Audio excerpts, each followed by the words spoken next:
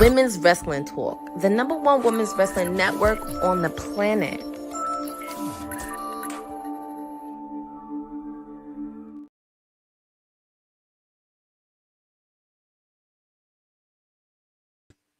I was on mute. Happy Wednesday. And you know what that means? It is Timeless Elite Wednesday with yours truly, the timeless elitist of all elitists of women's wrestling talk, your PR princess, Stone Cold Courtney, whatever way you want to call me. I am with you in Orlando, Florida, as we continue this little road trip to AEW Revolution, even though it's 2 months away. And we are kicking it off with none other than the AEW World Heavyweight Champion, Maxwell Jacob Friedman, known as MJF. So, yeah. And thank you, Boza, for letting me know. So tonight's episode will be a double taping because of the storm that's happening this weekend.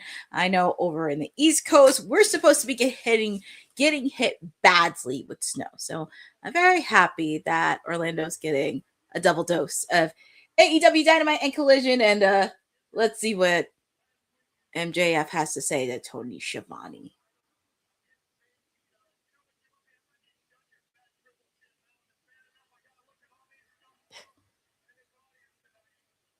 Of course.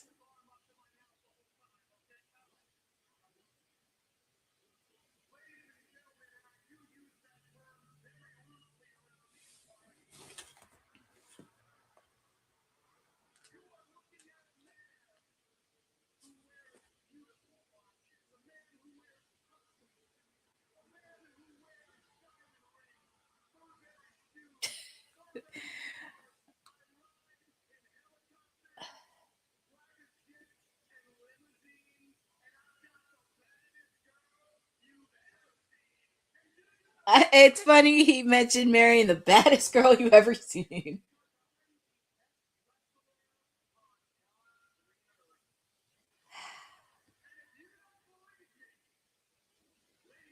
His beloved Triple B. Hey,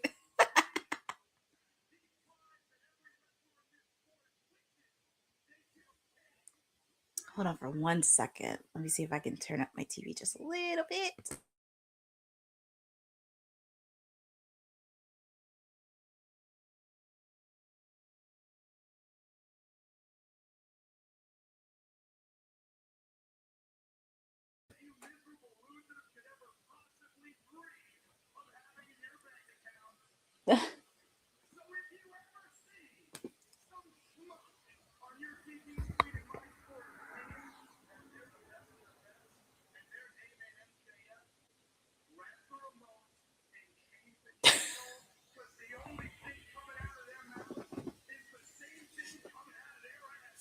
Oh, Lord.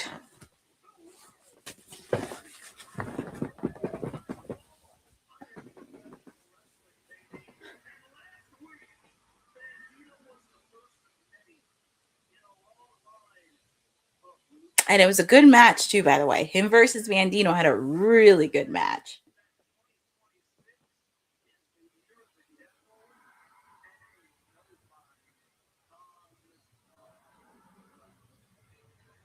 It's going to be very interesting how this is going to play out with MJF because who's that? Oh, Brody King! There is Brody! Mandino's tag team partner. Because I know Brody is defending his tag team partner, and him and MJF do have some history together. So it's very interesting with MJF because you won the grand prize. You have pretty much 5, 6, 7, 8 people gunning for you for the AEW World title. But let's see what Mr. Brody King has to say. Tony Schiavone saying, "Good luck, kid. You're going to need it."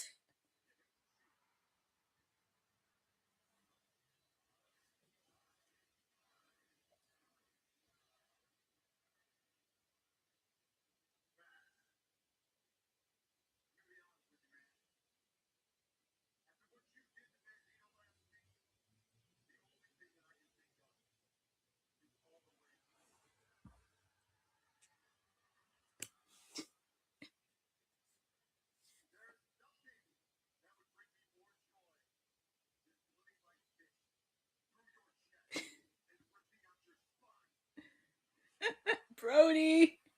Brody.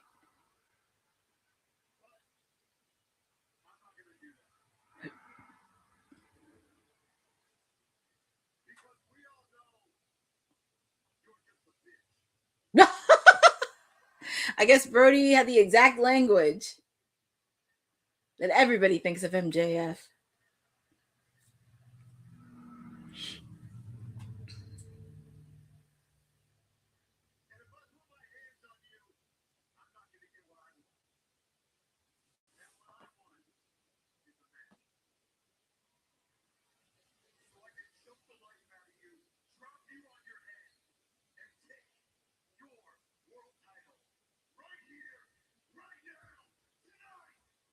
Tonight?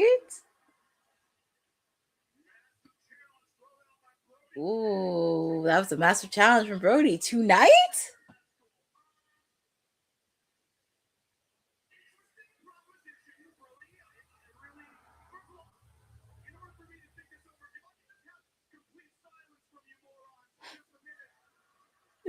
And that's true, Rosa. I mean, I would be intimidated by Brody.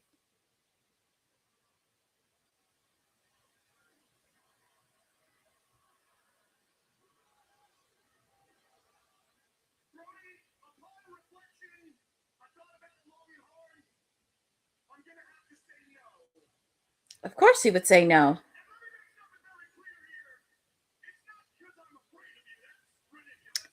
No, it is true. You're afraid of Brody King.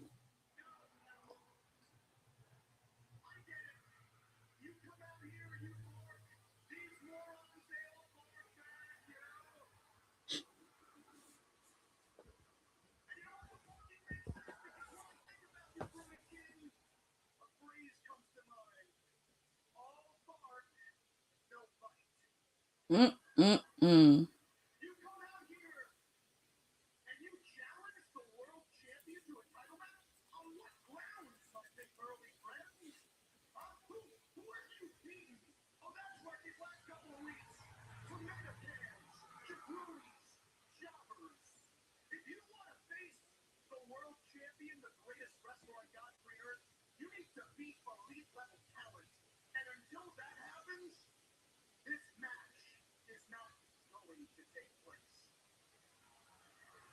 Wow.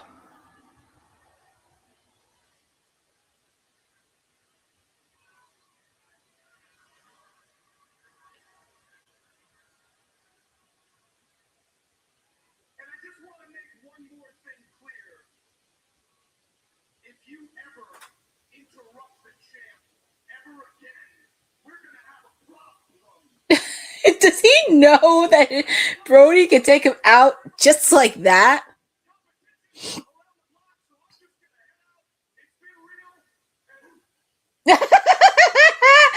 Oh, that wolf.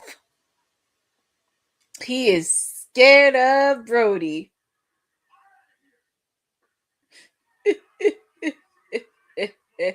So I guess it looks like MJF's out of here.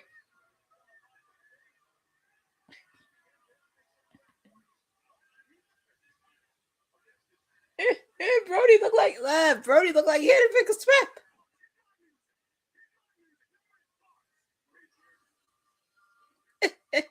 Hit my music. Well, that's really interesting to kick off Dynamite. Oh boy.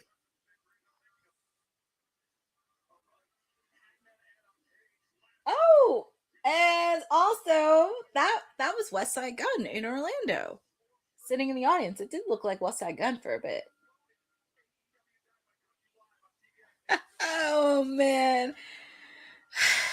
Like I said, MJF won the biggest prize of all, because everybody is gunning for him for the AEW World Title. It's going to be very interesting how it's going to pan out leading up to Wembley Stadium.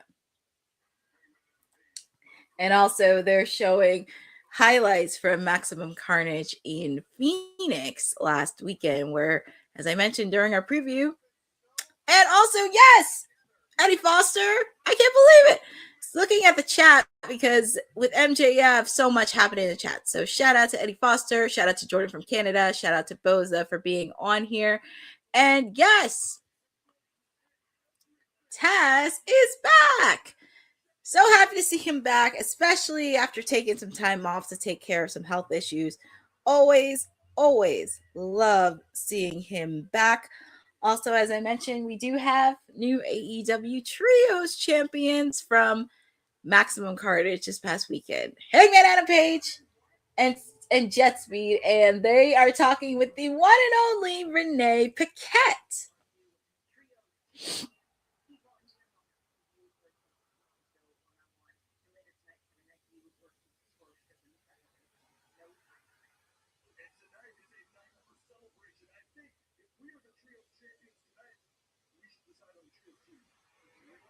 Oh my god, what's their name?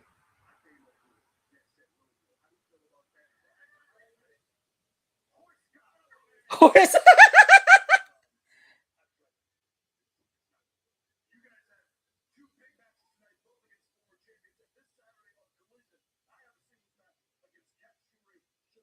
Okay, so this Saturday on Collision, Hangman Adam Page is taking on Shibata.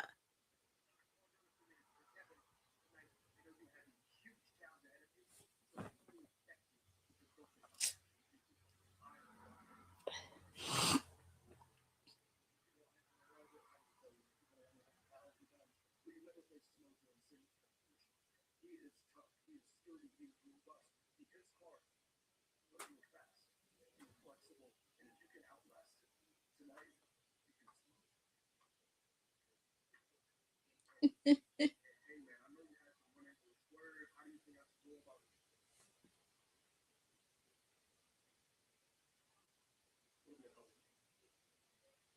gonna be very interesting.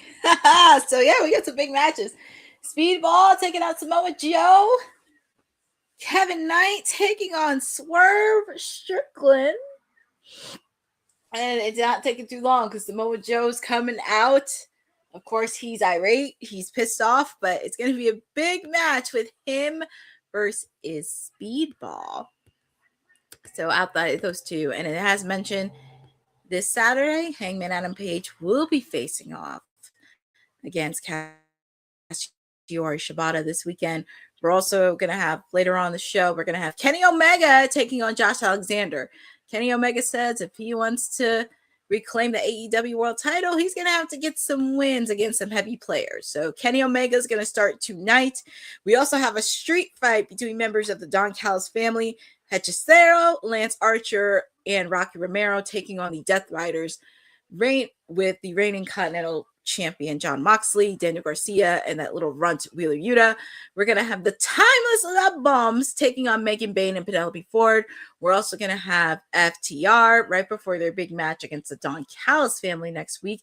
They're going to take on the newest signees to AEW, Alec Price and Jordan Oliver, and they were officially announced over the weekend where MJF wrestled and during the independent scene. So MJF gave them the announcement that they are all elite. And we're also going to hear from the Triangle of Madness respond to Kris Statlander's challenge after Tekla pinned Kris Statlander in the trios last week. Really, Boza? So it looks like Kevin Knight versus Swerve is our main event. I really thought Kenny was going to be it, but I guess that's during the show. So I think it is cool that it's going to be Hangman versus Swerve. It's going to be very interesting how this is going to pay out. But we're kicking off our first match of the night. Speedball Mike Bailey, 1/3 of the new AEW Trios champion, taking on Samoa Joe. And Hangman Adam Page, when they were doing the interview with Renee Paquette, giving Speedball and Kevin Knight some pointers in their matches, because I do think both Hangman and Swerve see them as potential for the future, and the future is now, and especially because them two can't wrestle forever, Ospreay can't wrestle forever, MJF cannot do it all by himself. So this is where you have an opportunity to pick out who is your future stars that's going to be leading AEW in the next 5 to 10 years. Because obviously, of course, MJF's going to be around. You're obviously going to have Darby Allin. Darby's going to be Darby. And then it's like you kind of have to figure out, like, in the fray. Like, obviously, Toni Storm, she's like completely over. And with Mercedes, I know she has her multi-year 5-year deal. So she's right up there, but also with the fact too, you have Willow Nightingale, who's beloved by everybody.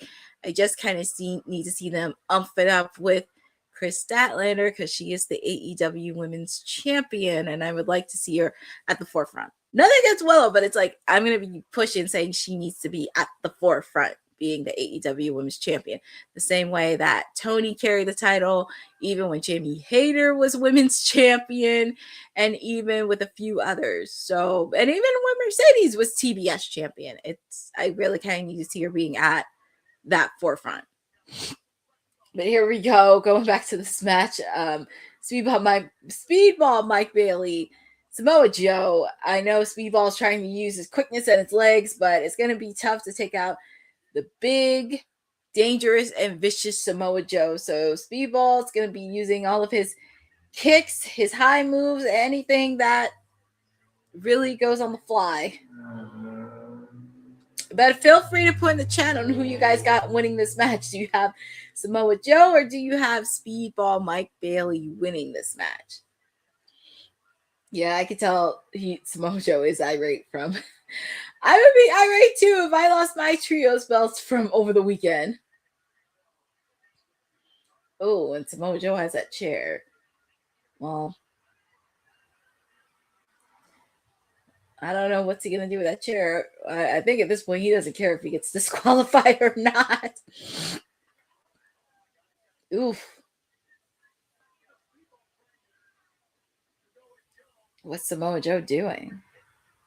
Oh, nice move by Speedball. And finally he took down Samoa Joe. There you go.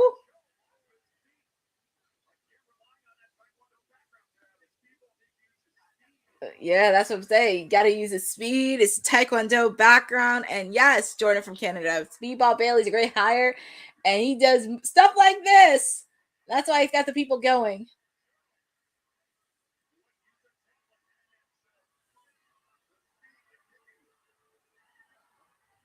What's this? Oh boy, you kind of knew it was gonna be shenanigans. Shibata and Hook, and of course we didn't hear Hook talk from over the weekend, so you know he was gonna have backup. Don't be shocked. Oh look, here comes Shibata and Hook. I'm surprised he didn't bring out the rest of the Goon Squad. Oof, like a mugging. And especially with the fact, too, Kevin Knight, he has a match later on against Swerve.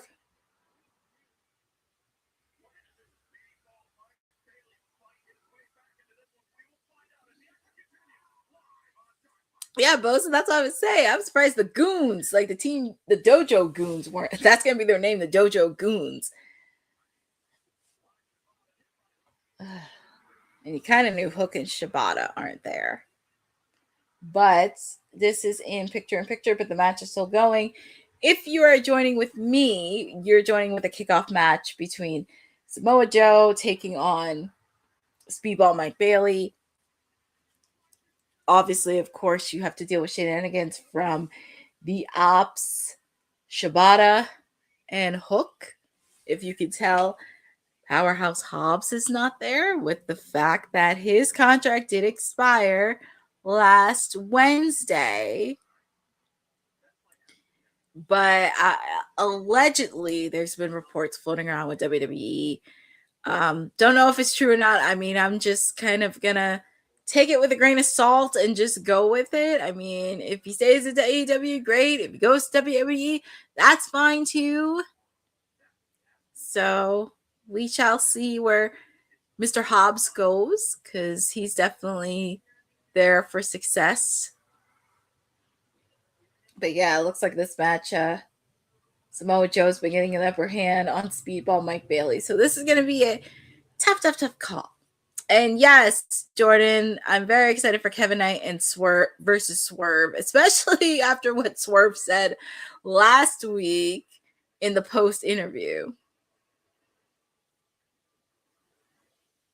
Yeah, that is true. Gave him the TV experience that he needed.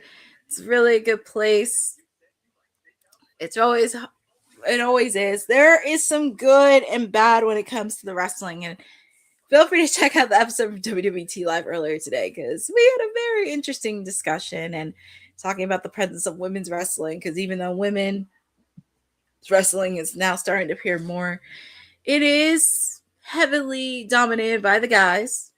So there's still a lot of work that needs to be done. But wrestling does have some good. They have some bad. Still some stuff they need to work on, but we shall see. And this is why I'm always happy to be on platforms such as Women's Wrestling Talk, because we do have to reiterate the facts and also share that it is very important to highlight the women, not just for wrestling, but also storytelling too.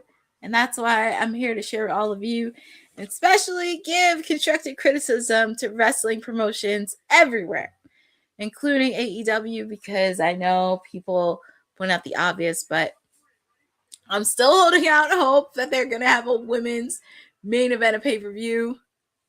Just have to make sure, and it's always been a lack of trust on this, executing with storytelling and also really be at the forefront. Because, like I said, Mercedes can't wrestle forever, Tony can't wrestle forever, and I do think they can create stories. It just has to be consistent, and especially with booking. But we'll talk about that later on through the show. But we are back live with our first match from AEW Dynamite, coming to you from Orlando, Florida. Samoa Joe taking on Speedball Mike Bailey. Obviously, of course, you have Shibata and Hook at ringside. Also, welcome back to Taz on the announcing side of things. Happy to see him back. Also, but this is what Speedball. Nice drop kick by Speedball. I will say, even though Speedball has been getting beat up outside the ring and dealing with shenanigans, he has a resiliency and doesn't quit. And also picking up one of his biggest wins. Well, not just the trios belts, but also being Kyle Fletcher in the Continental Classic. That was huge. Yeah. And also, yep, Boza, Fightful had their awards this week. AEW. Yes. Mother Timeless Tony Storm took home Female Start of the Year, Favorite Promo of the Year, Match of the Year. And also shout out to Harley Cameron, too, because she took the funniest award as well. And yes. What's Speedball going to do here? This is what he does best. Ooh, that was a nice shooting star press. Kick out by Samoa Joe.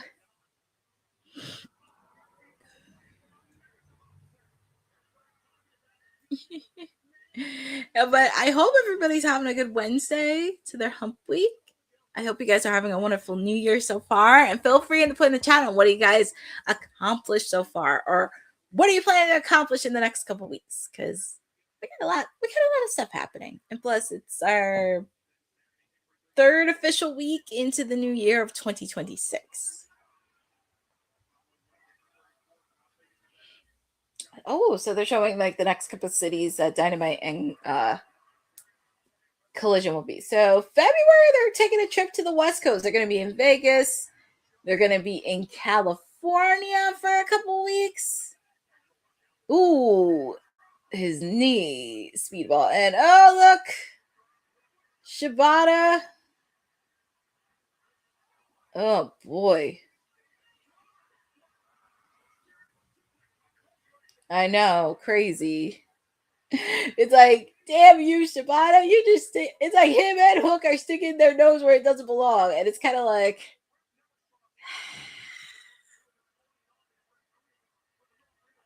but as I mentioned for Collision this Saturday, Shibata will be taking on Hangman Adam Page. We also know Mark Briscoe will be defending his TNT championship against El Coin.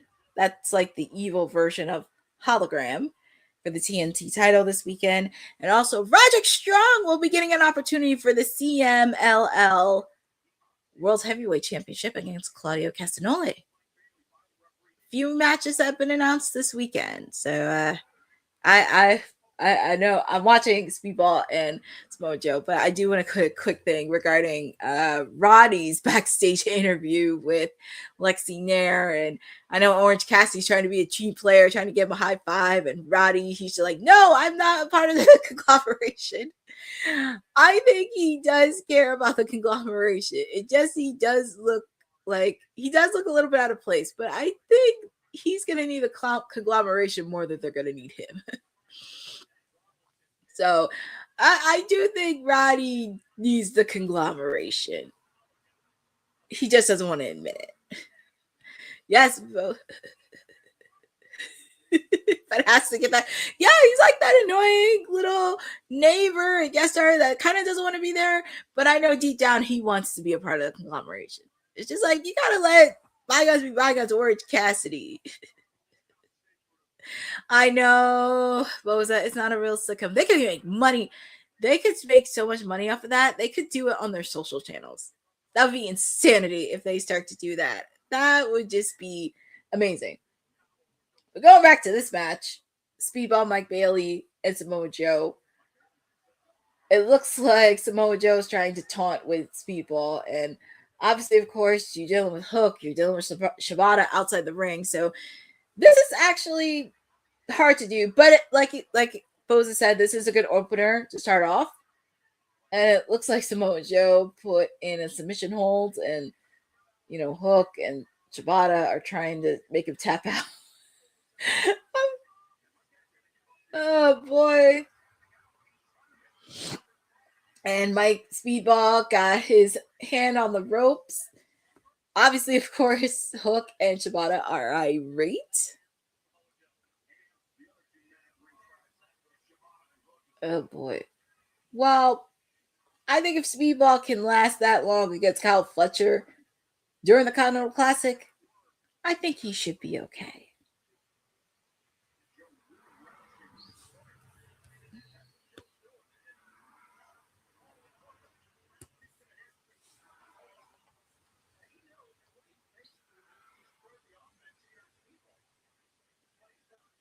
Samoa Joe, he's trying to taunt Speedball because he's targeting the knee. Speedball Mike Bailey, because you don't want to mess with a man you don't want to mess with a person that does Taekwondo moves and that has a black belt. That's like somebody you don't want to mess with. Period.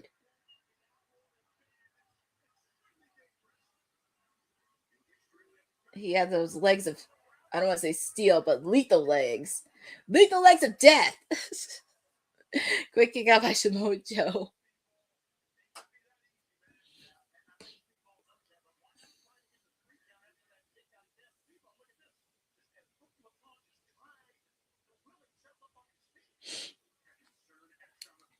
You gotta give credit to Speedball Mike Bailey for showing his resilience, his effort, and also with the fact too. What's Speedball doing here? Oof, kick to the face. And oh my god, I'm getting annoyed by people interfering in this match. I'm like, can I just see? Ooh, Speedball, let it. Finally. I mean, nothing against Hook personally, but I'm really getting annoyed by this. Ooh. Ooh, he has the camel clutch. Speedball, but Speedball looks like he's going to counter. 2. Quick kick out. Ooh, he put those knees in. Look at that man. Come on, Speedball. Oh my goodness, it's Shibata. He's oof. And it's going to be countless interference because it's been countless.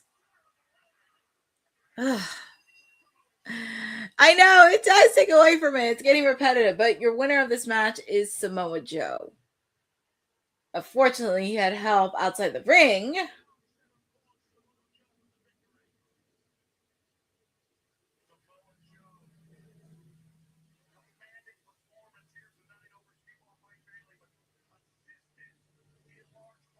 Pretty much assistants. And look who's looking in the back. MJF is looking at this with Samoa Joe.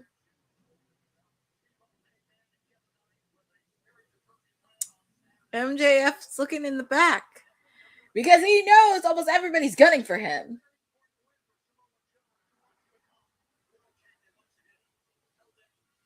I know it kind of sucks for Speedball, but definitely a win for Samoa Joe because, as he mentioned, Samoa Joe wants to get the AEW World Title.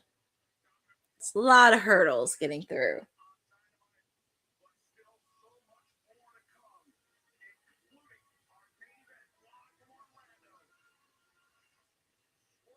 Yep, I'm very excited. And also, this is pretty cool because I don't like to use race it away, but we have two African American guys main eventing AEW Dynamite. I'm just saying. It's just very giddy. I get very excited about this stuff. But they're going over the remaining card that's for Dynamite tonight. So very curious on what's going to be next because there's a lot. And obviously up next is up next is going to be the street fight between the Death Riders and the Don Callis family. Especially after seeing what happened on Collision this past weekend. I'm trying to see. Okay, it's going on commercial. So we saw what happened on Collision this past weekend. I was cracking up too much with Jon Moxley with his commentating, and this was during Marina Shafir's match against Zada Steel, and I was just cracking up too much with Jon Moxley because he felt like he was really into it in a way. But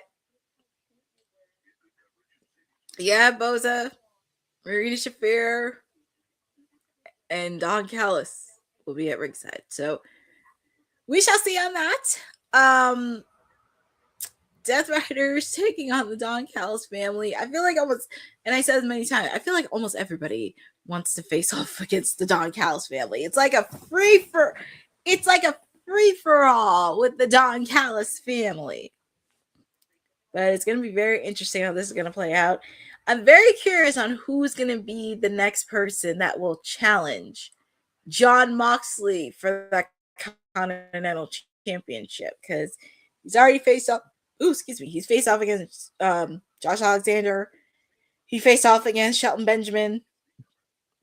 He's very curious. I don't even know either because I thought the Death Riders were, Mox was the one that was supposed to turn babyface, but the rest of them are supposed to be heels. So I don't even know what's happening there. I feel like either that's the case or just everybody hates the Don Callis family, which I'm okay with because it's like the Don Callis family picks a fight with everybody. They picked a fight against the conglomeration. They picked a fight against the Young Bucks. They've continued their rivalry with Kenny Omega. They also picked a fight with Jack Perry. So it's like they picked a fight with almost half of the roster. Not sure where this is going to go. Don't know who's going to be the next challenger in line for Jon Moxley's Continental Championship. But we shall see what happens.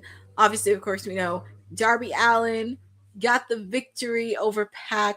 So now he can finally move on and get some AEW gold around his waist because I'm kind of at that point where I was just really sick of it. I was just very sick of it. So we shall see on that, but just waiting for the commercials to end. Very curious on we already know. Well, it's going to be very interesting to see how this is going to go, but the street fight is going to happen. Definitely shout out to Junk Punch Hero in the chat. And thank you for joining on this watch along. But yeah, they've gotten the crowds bigger and bigger again because now they're at smaller venues, which I love. And that kind of fills it up in a way because I'm happy they did shift it around from like the big venues to the small venues. So at least they get a taste for it. Also, with the fact, too, that we'll be doing their first house show in Australia next month, which is super exciting. And we're just awaiting on the Death Riders. Of course, we have the Continental Champion Jon Moxley leading the way with Daniel Garcia and that little runt wheeler Yuta. Obviously, of course, Marina Shafir is at ringside. And I'm pretty sure we'll probably see Marina Shafir later on tonight, where her other somewhat ally, Megan Bayne and Penelope Ford, will be taking on the Timeless Love Bombs. And Tony Storm had some interesting words to say to Marina and Megan Bayne over the weekend. So don't be shocked if you do see Marina Shafir come on later in the evening. But we see Marina carrying that Continental Championship belt because we know Jon Moxley. Just very curious. I'm going to be very curious on what's going to happen. And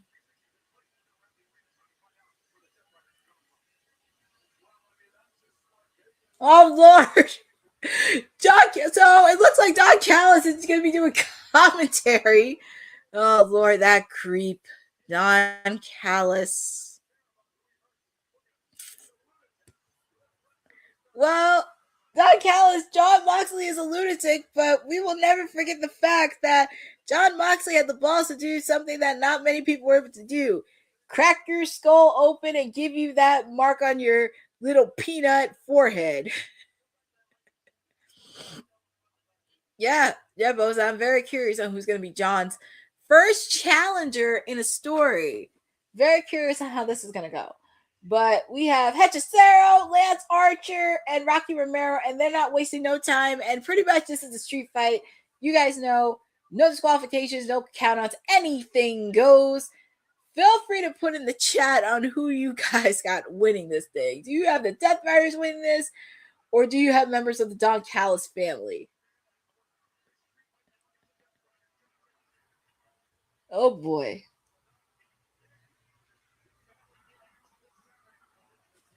Obviously, of course, this is a little bit chaotic. Okay, Boza, he's picking the Death Riders. Eddie Foster's picking the Death Riders. I think Jordan from Canada is going with the Don Callis family, but I could be wrong. And it's funny, the fans are chanting for Jon Moxley. Yeah, but you have to watch Collision from last weekend. I was cracking up so much. On Jon Moxley doing commentary. I'm not going to lie. And that was one of the few times he ran Don Callis off the announcing table with Nigel and Tony Schiavone. And the crazy part about it is, I think Don Callis brought up Takeshita, which I thought was very fascinating. I guess John was very irritated on commentary, but I thought that was really hilarious. So it looks like many people are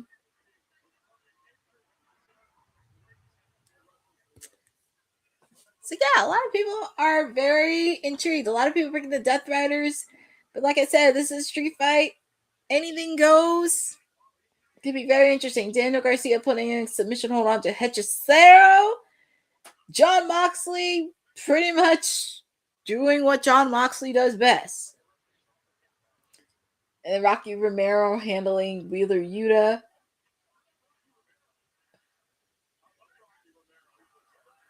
Oh yeah, Lance Archer's in the ring with Jon Moxley.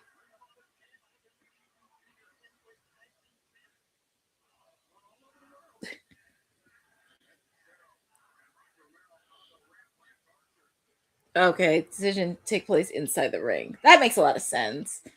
Especially with the fact it is a street fight, but pinfall has to exist. But Death Riders are doing what they best in cohesiveness. Of course, we don't see Pac out here, but I'm pretty sure Pac is wandering around somewhere. Obviously, of course, we know this Saturday on Collision, because I'm going to mention this many times, Claudio Castagnoli will be defending his CMLL World Heavyweight Championship against Roderick Strong. So it's going to be very interesting how this is going to play out. Wheeler Yuta trying to take out Lance Archer.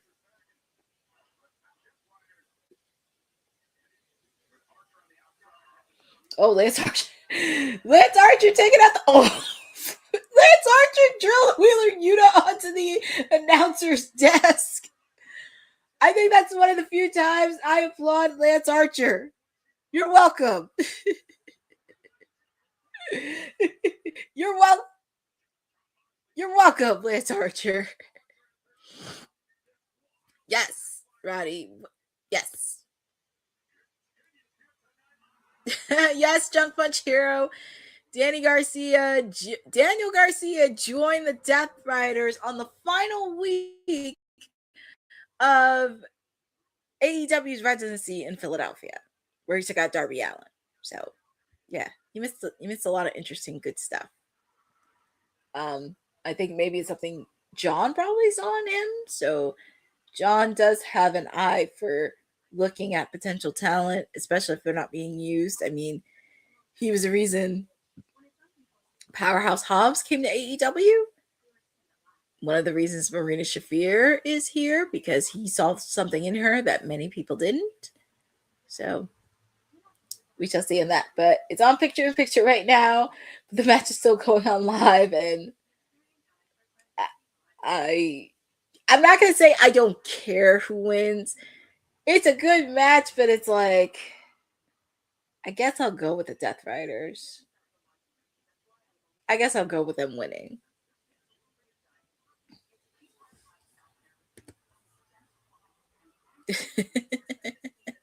Well, you... Yeah, Wheeler Yuta took a very interesting bump on the announcers. On the not the announcers, the timekeeper's desk. Drilled through that, but very interesting, because as I mentioned, this is a street fight. No disqualifications, no countouts, everything else. Obviously, you have Maria Shafir at ringside, and you have that creeped on Callus lurking in the... Well, even though he's on the announcer's desk, you have that creeped on Callus, but I think many people are picking the Death Riders to win.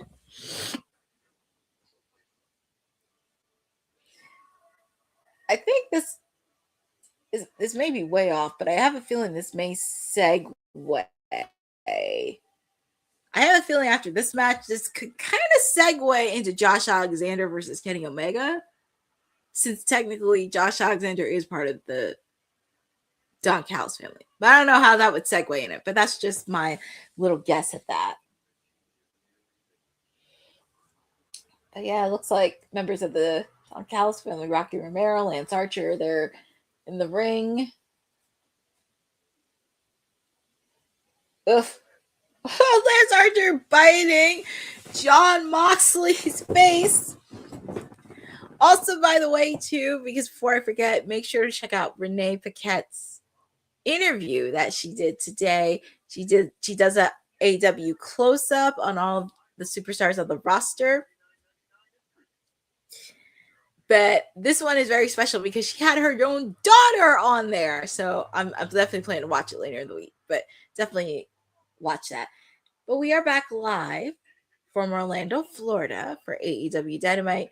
We have a street fight happening. We have members of the Don Callis family, Lance Archer, Hechicero, and Rocky Romero taking on the Death Riders. John Moxley, the reigning Continental Champion, Wheeler Yuta, and Daniel Garcia. We have not seen Wheeler Yuta, because if you have not seen it, he got drilled through the timekeeper's table. So God knows when's he gonna show up. So pretty much this is like, yeah, he's like knocked out. He's laid out. So pretty much this is like a 2-on-3 situation. Drop kick.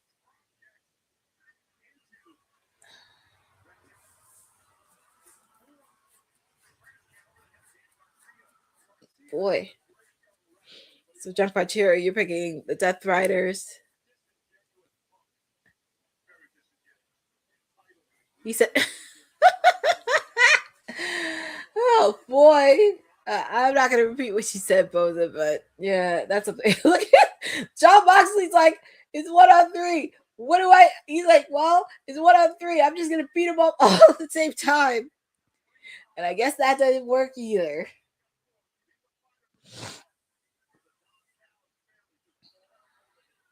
Yeah, they're all over. And we're going to see another member of the Don Callis family, Andrade, this weekend on Collision. This is his second appearance on Collision this past week.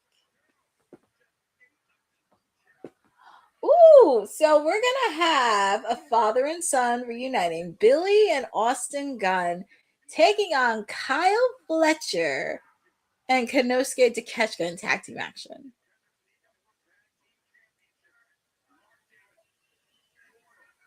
That's going to be very interesting to watch. I hope Juice Robinson's okay. I just hope he's not. I just hope Juice Robinson's not injured again.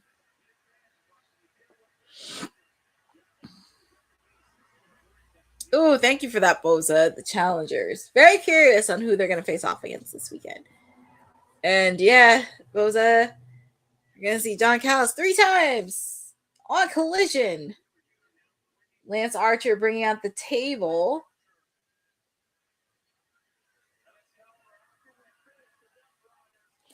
Marina Shafir.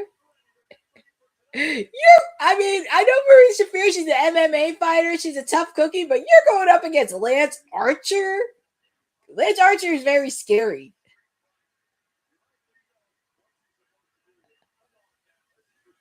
Lance Archer is very scary. I would not want to mess with that man.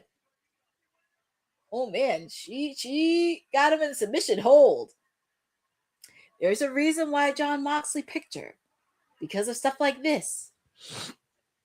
And that is true. It's no disqualifications. It's a street fight. Anything goes. Well, kind of figured that she would have. She spit on Lance Archer. She spit right on Lance Archer.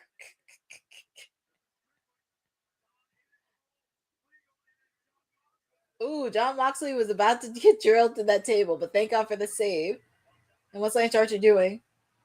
Drill John Moxley through that table. Ooh. John Moxley looks laid out.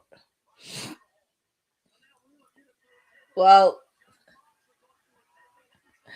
it looks like Wheeler Yuta's crawling. So he's not dead. Daniel Garcia is trying to take out Lance Archer. He's twice his size. And Wheeler Yuta, he's back up.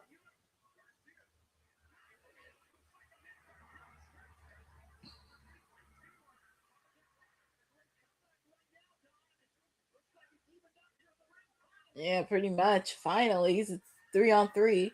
The Hechicero and Rocky Romero have the submission holds on. Well, not submission holds, but looks like they're trying to take him out.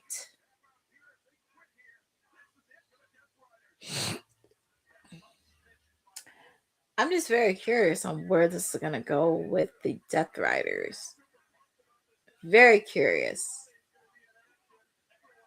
But like I said, it won't be the last time we see Marina Shafir because later on, her fellow tag team partner she was with, Megan Bayne and Penelope Ford, will be in action later tonight against the Timeless Loud Bombs. Later on. So I'm pretty sure we'll see another appearance by Marina later on the show.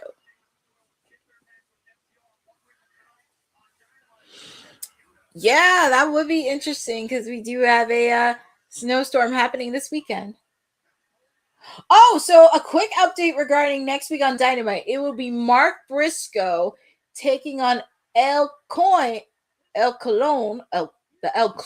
evil clone.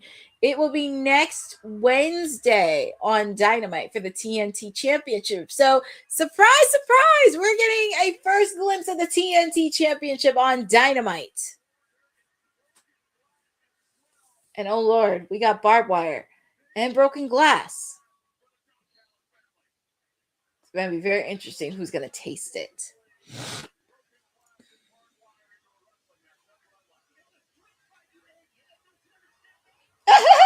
Giovanni called Don Callis an egghead. That is funny.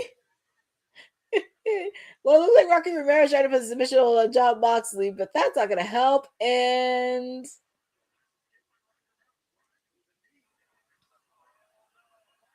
Lance Archer. Oh, Jon Moxley. Poor John. Yikes. Broken glass and thumbtacks galore.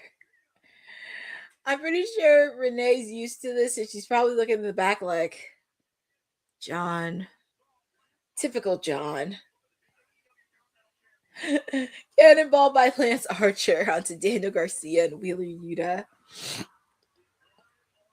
Oh, God. Where's Lance Archer taking Wheeler Yuta? Where is he taking him at?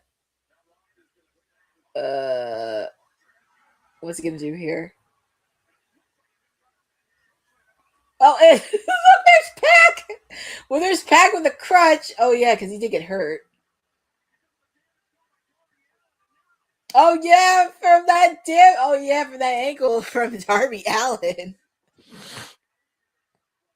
Well, there's Claudio. He's coming out here. It is insane in a good way. Oh man, some fireworks got out. It's really interesting because I'm not used to seeing the Death Riders be faces. It's just John was a face. This is an AEW. Yeah, pretty much. Love by Marina Shafir. Well, I mean, Marina's making her presence known. It is insanity in a good way. It's not terrible. But Rocky Romero, broken submission hold, Daniel Garcia,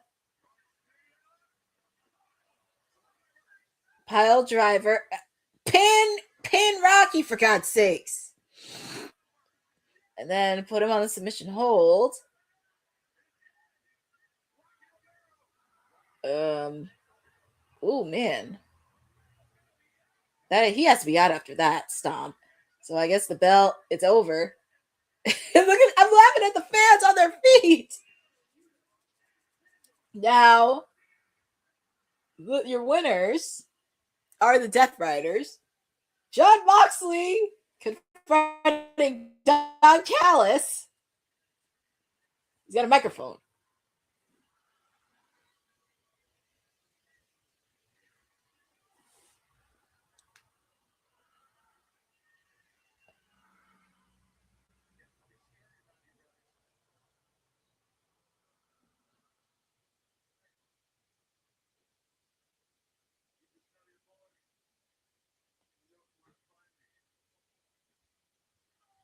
Well,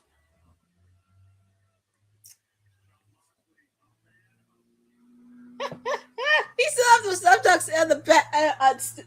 He still has thumbtacks and broken glass on his back, but he's immune to pain. But the Death Riders picked up a victory. It's going to be very interesting to see what's next for them. And also with the fact who will be the next challenger for the Continental Championship. Well, that was a very interesting street fight, and the fans were on their feet for, I mean, they could be faces. They could be, in a way, but it's going to be very interesting to see where the Death Riders go from here. Oh, boy. Well, we still have a lot of action to get up to later on tonight. We have a few matches, but up next, it will be FTR taking on the newest signees, Alec Price and Jordan Oliver.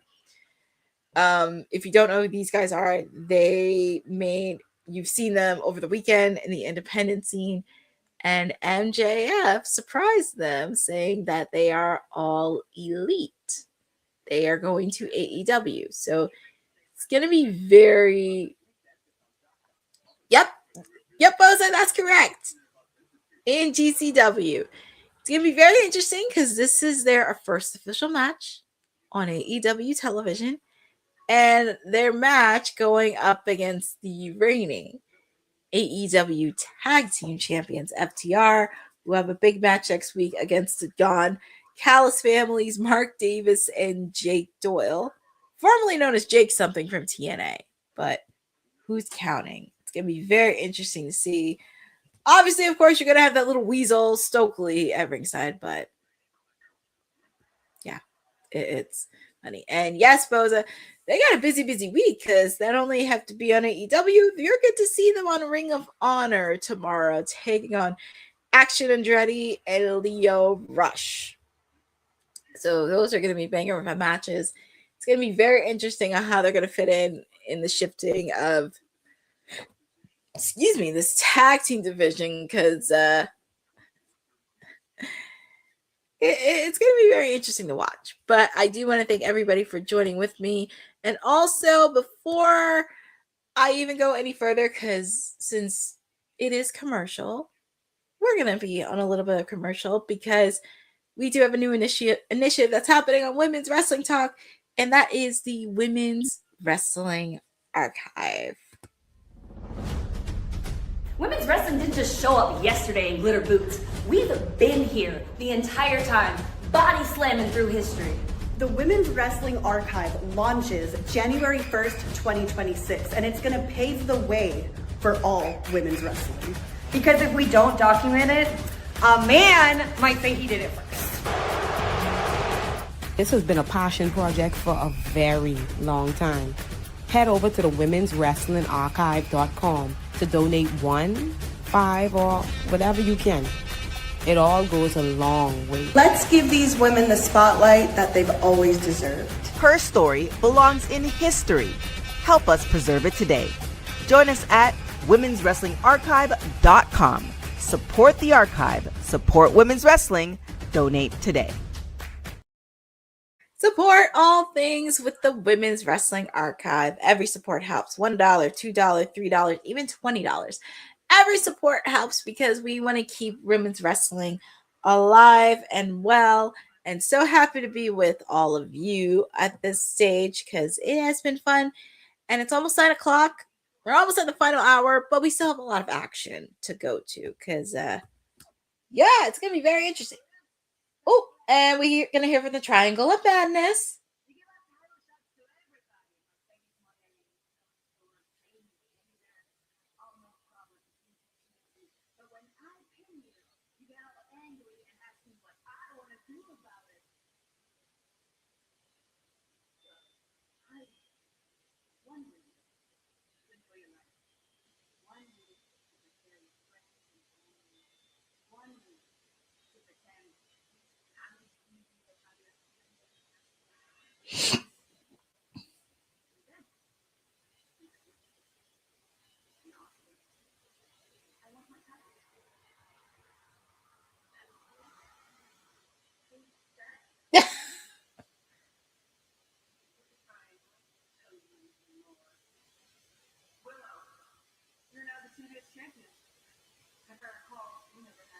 Oh, yeah, Julia Hart. That is true. She never got a rematch for the TBS title. That is true.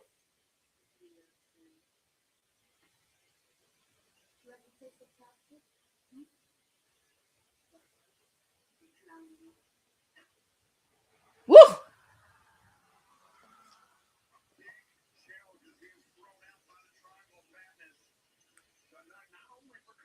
It's going to be very interesting. And yes, Boza, if I do remember correctly, after Dynasty, she did get injured. Yes, she was injured. But I forgot. Julia Hart never got a rematch for her TBS title. So it's going to be very interesting. Not one challenge, but 2 challenges by the Triangle of Madness. So we shall see what Kris Statlander and the Babes are. Oh Lord, we got this little weasel out of here.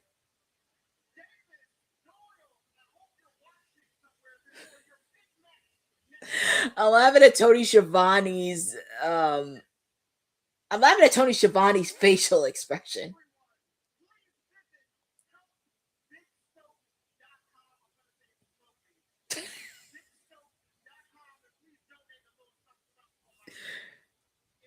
Oh, Lord.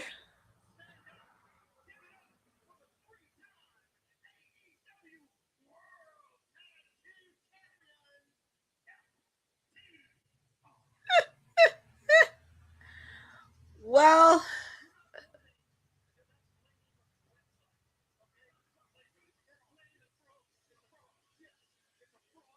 it's a fraud. Fraud, I know. I think Rosa Tony Schiavone's just this close to losing his patience. Well, if you saw Collision this past weekend when Tony Schiavone tried to get a thing from FTR, apparently they were trying to also look at Nigel too, trying to provoke him. So I don't even know what's gonna happen there.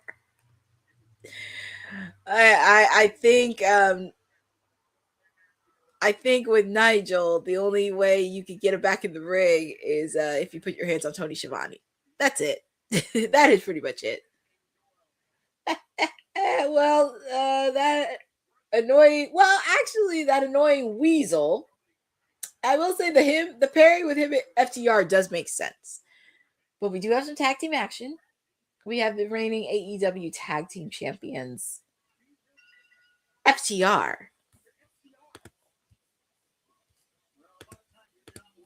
Yeah, we do have them taking on the newest signees of AEW, Alec Price and Jordan Oliver. And here we go. I just hope I know FTR are the heels, but I hope they don't take this tag team very lightly. Because that's the beauty part of wrestling. You don't know what's going to expect, and you just don't want to take your opponents very lightly.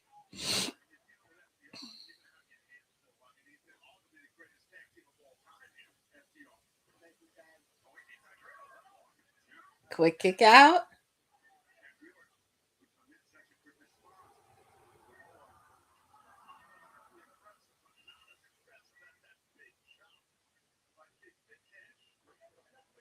I know, but I was looking at the chat. But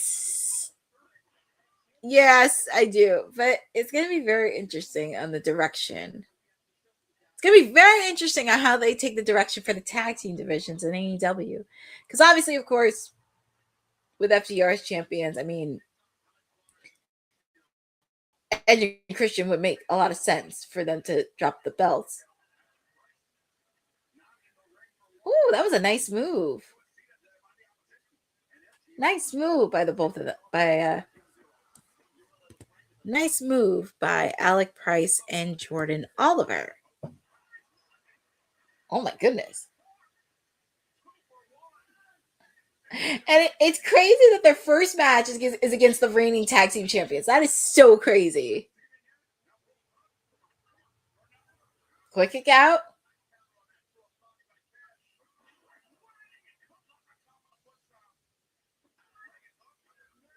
Quick kick out by Cash.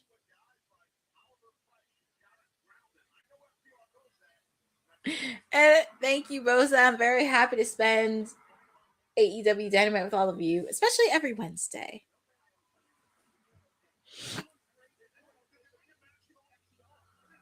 Oh man, that was a nasty clothesline by Cash.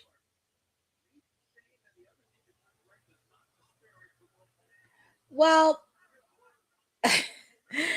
I will say, even though with Edge and Christian, because we don't know what's going to happen with them, I actually do like that there is other tag teams that are getting an opportunity. But it would be nice if I get at least a story just to save time when Edge and Christian comes back. I mean, I would love for the Outrunners to run it back with FTR because I think there is a lot more story to tell with them. I don't know about the Gates of Agony because both of them are heels, and I guess they do have some common enemies. Ooh, that was a nice double team by Alec Price and Jordan Oliver. They're really making a showing, and I love that. Look at them. They're really making a first impression. Quick kick out. Hi, Hassan Games. Spot on. Thank you for joining and thank you for the compliments. If you're joining with me now, we have some tag team action. We have FTR, the reigning AEW Tag Team Champions, taking on the newest tag team signees to AEW, Alec Price and Jordan Oliver.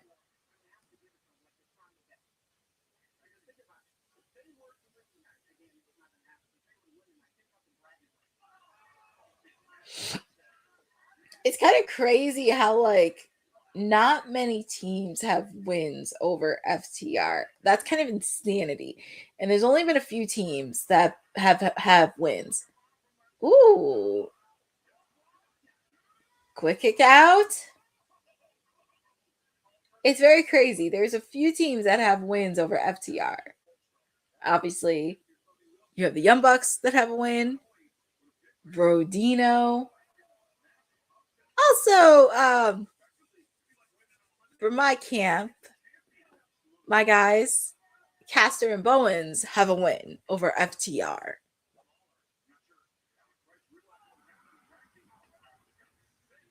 Oh boy. Oh, it looked like a mishap.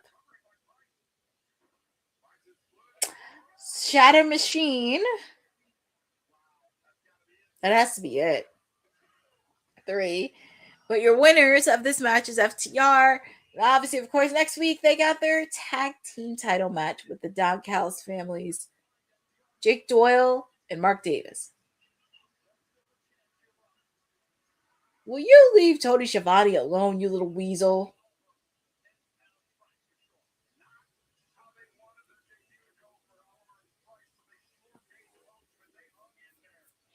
Okay, now I see the card for Collision. Davis and Doyle will be in action this Saturday.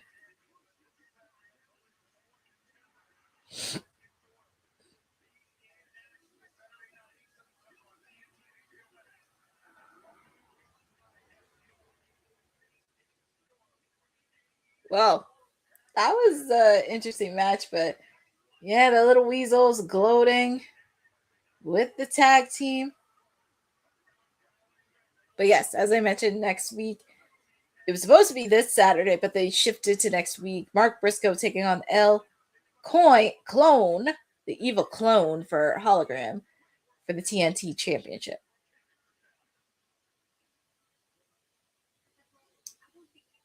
And here is Kris Statlander and the Babes of Wrath.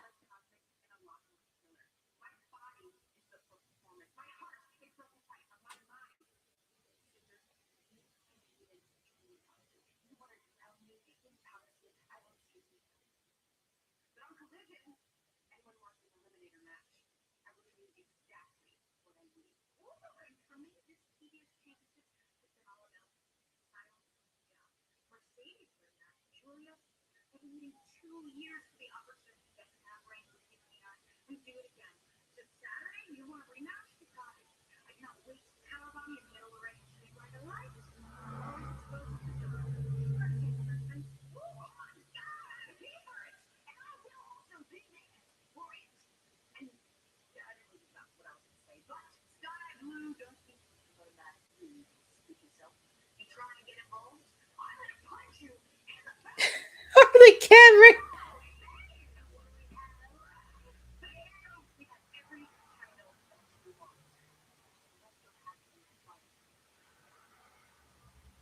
Well, so it looks like this Saturday on Collision, we will have Will Nightingale taking on Julia Hart for the TBS title. And, oh yeah, next week we have the AEW Women's Championship, Kris Statlander taking on Tekla. Yep, I think I'm going to be pushing a lot on this because I need Kris Statlander to really be the forefront leading lady. But we go from one champion to a person that's gunning for our AEW Gold, Mr. Kenny Omega. And he will be facing off against Mr. Josh Alexander.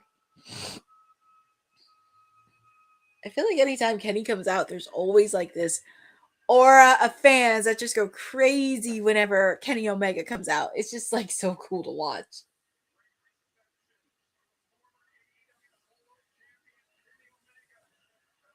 And I guess Josh Alexander didn't waste any time.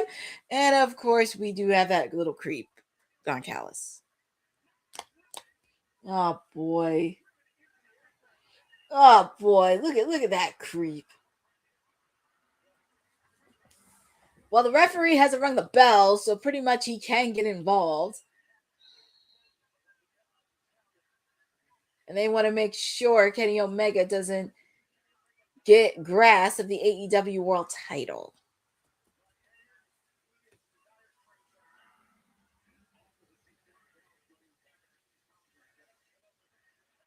But the fans are going for Kenny, and oh my goodness, Josh Hugs. Yeah, this is kind of like they want to take out Kenny Omega. They want to take him out.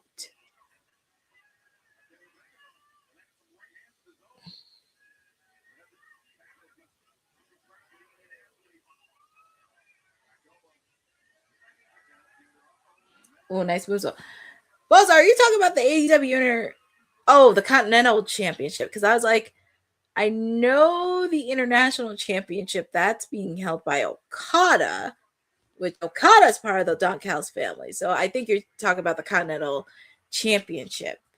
Because, yeah, they want more gold. They want more gold, the Don Callis family.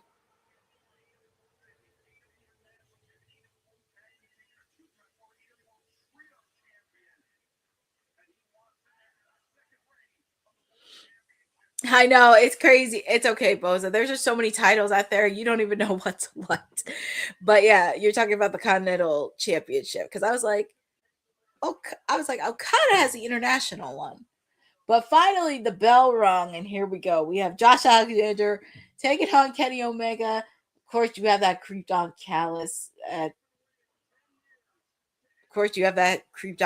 On commentary. I'm already sick of it.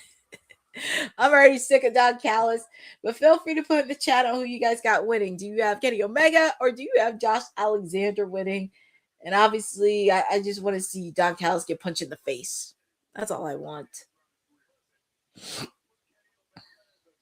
Nice Hurricanrana by Kenny. It's just something about Kenny, like it gets the fans on their feet.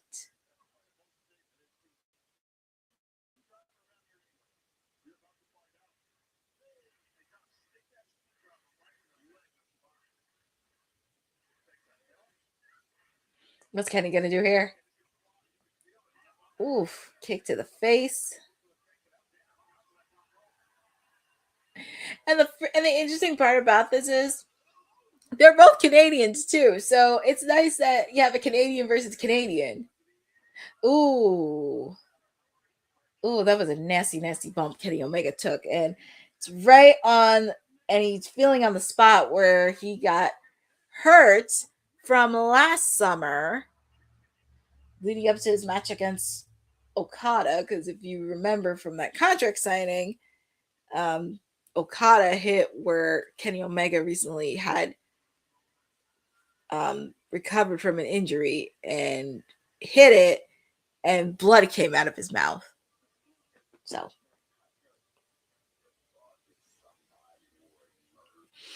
don't want to gross anybody out, but we are on picture in picture. Mostly Josh Alexander has the upper hand match, but like I said, you're hanging out with me because we are in the final hour of Timeless Elite Wednesday, coming to you from Orlando, Florida, because we already do have some matches in place for this weekend on Collision and also next week on Dynamite. And then I did find out in the chat, courtesy of Boza, they are doing a double taping tonight because of the snowstorm this weekend. So hopefully, I do want everybody to feel safe. The most important thing, because I know things do happen and everything else. Definitely want everybody to feel safe with this snowstorm that we're having this weekend. So that's the most important thing. We want to make sure everybody is safe. And it's smart that they're doing a double taping in Orlando tonight. So at least people can be home enjoying the snow and everything, all the good stuff. But we're back live with AEW Dynamite coming to you from Orlando, Florida. Kenny Omega taking on Josh Alexander, Canadian versus Canadian.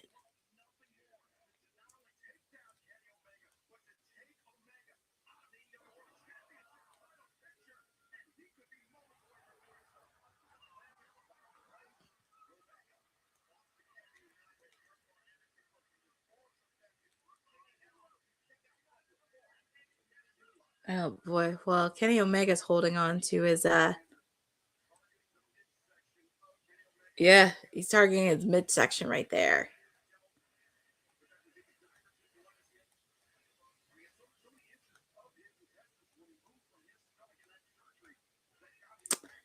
Yeah, that was a nasty that was a very nasty surgery that he had.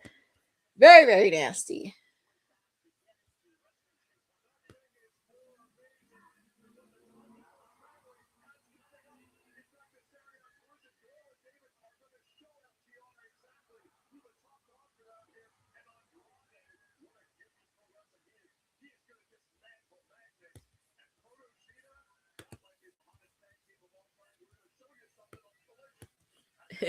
It's funny how like he's plugging in all the members of his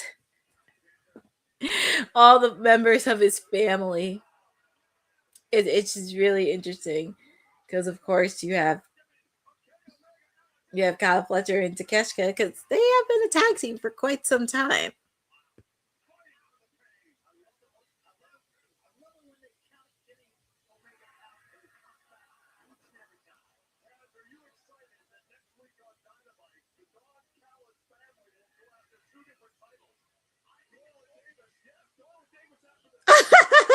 Oh my goodness.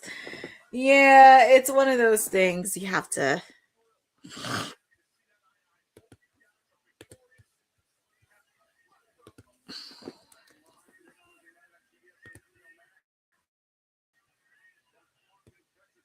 Like I said, feel free to put in the chat on who you guys got. Do you guys have Kenny Omega?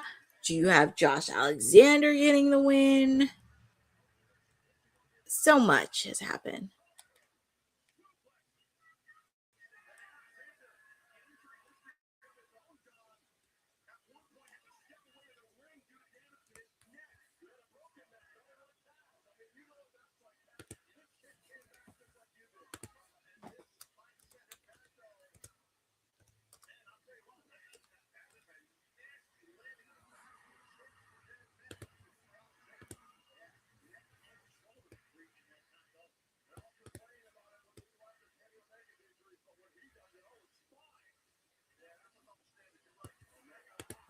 Oh man, look at Kenny. Vintage Kenny.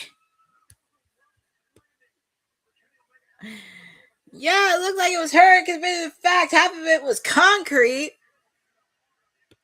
That had to really hurt.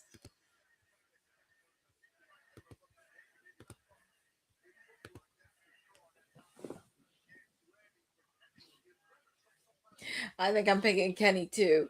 Because I think if he wants to make a case for himself for the AEW World title, he's got to pick up some wins. So, drop kick by Kenny Omega.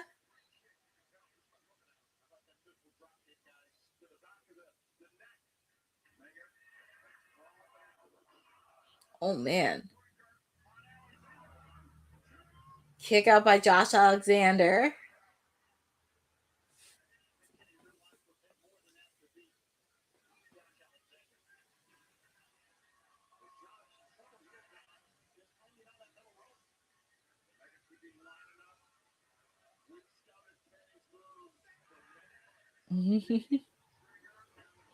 Oh, man.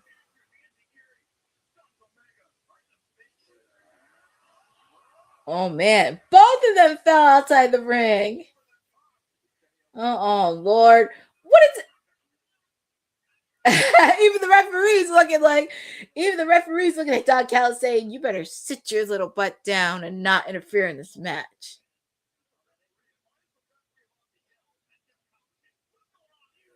The referee deserves to yell at Don Callis. Actually, I would give a plus to anybody that yells at Don Callis because he deserves to be yelled at.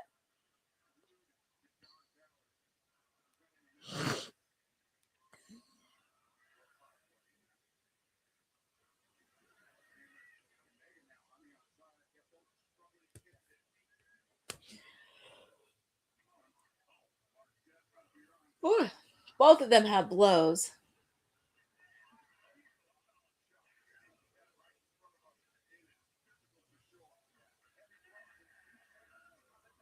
Both of them have blows. Kenny, they're going to blows with each other.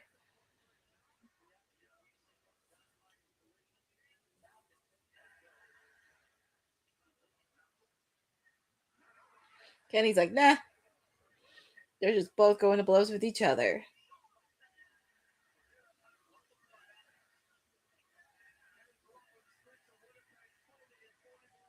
Oh boy, hands to the eyes.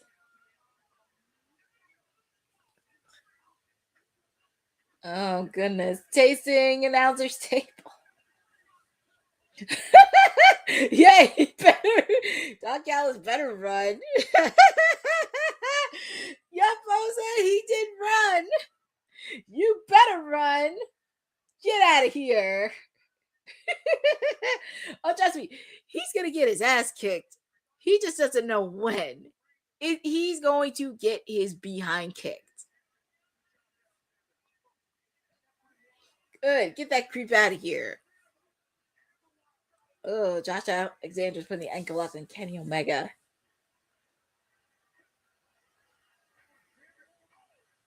Ooh.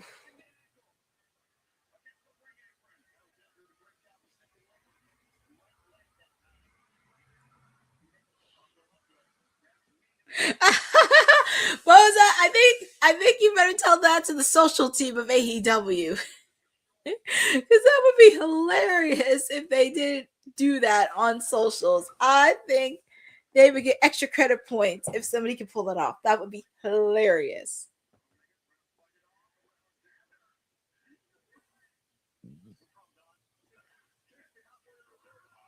Ooh, that ankle.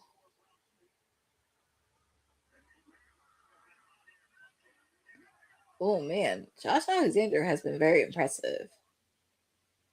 Oh, Doc, why did that creep come back? Why did he come back to the announcement desk? Didn't he learn his lesson? Oh boy.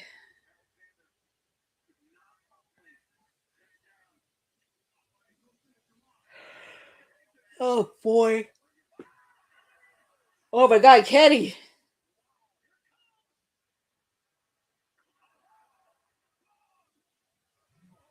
It has to be it.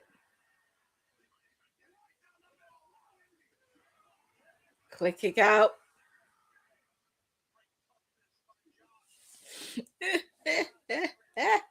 Oh, Don Callis is shaking in his pants.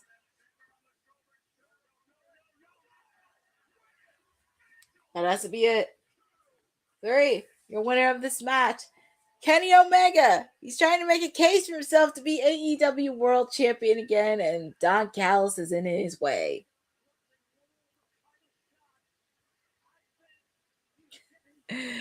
Well, he didn't have a not so great night in the office, but we'll see what happens on Collision this weekend.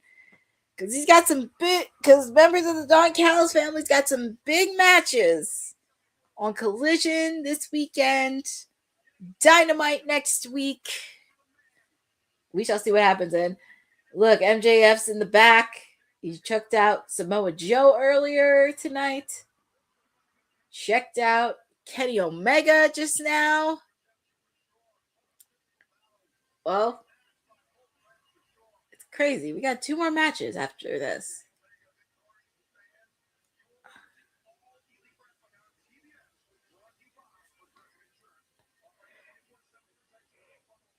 Yep. I know, Boza, you forgot. 3 matches he has this weekend. And one of them is pushed to Dynamite. But we do have our main event. Oh, and it looks like Kenny Omega is getting ready to speak because he has a microphone in his hand. So let's see what Kenny has to say. Uncle Don.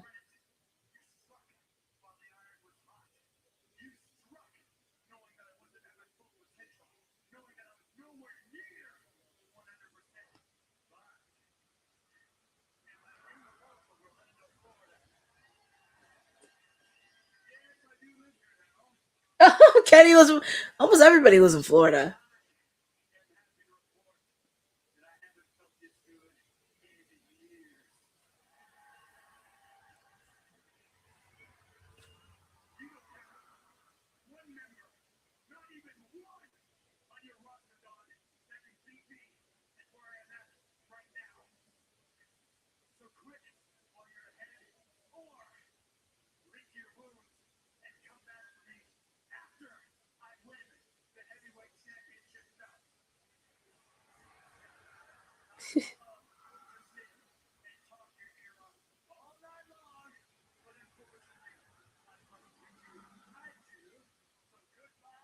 Moi and good night, bang. Well, Kenny Omega's just got the last word. Oh, he got the last word. I'm definitely looking in the chat here. So shout out to Frederick Cole editing the chat. He's whining. Oh, I just love it when Don Callis whines. It's just hilarious to watch. Oh, we're seeing a segment called Technique by Taz. And they're showing highlights from last week match between MJF and Bandito, which was a really good match, by the way. And I love it. And they're showing the wrist control on how MJF did with Bandito.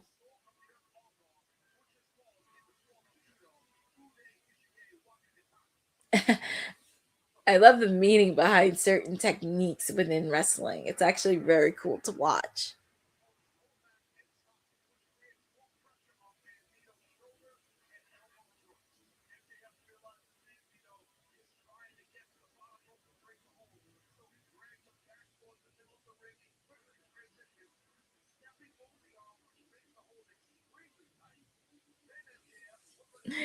Yeah, I like these things. And then, of course, the S script Jones that MJF has on Bandito.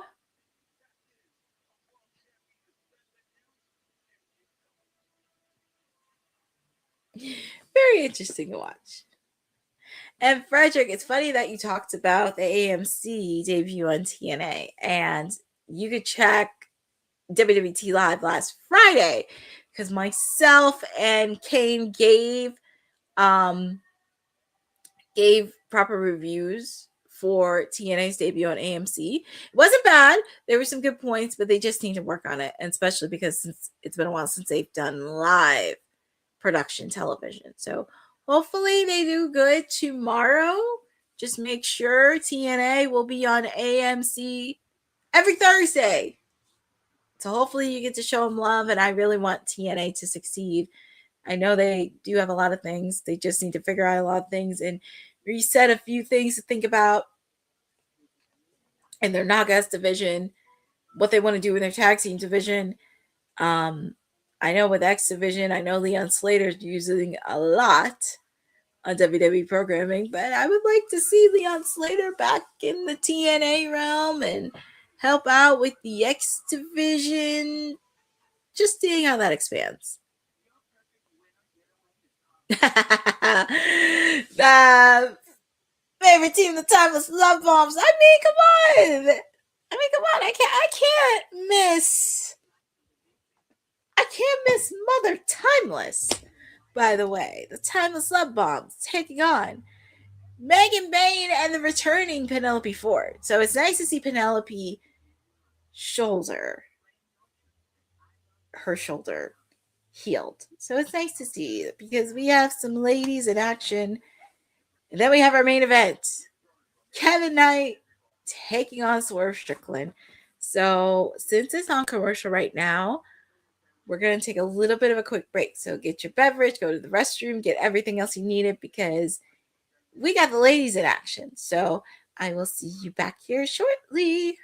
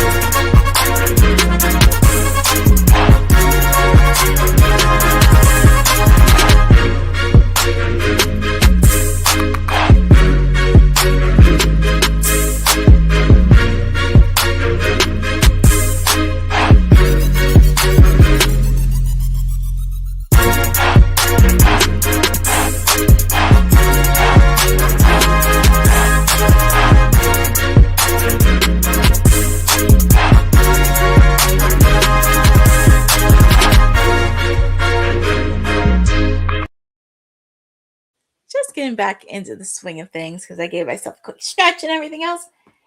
And we're back live. Megan Bayne and Penelope Ford. It's gonna be a very interesting tag team match. But we do see that, and of course, Megan Bayne has been very dominating. Like, she had a very alliance with Marina Shafir.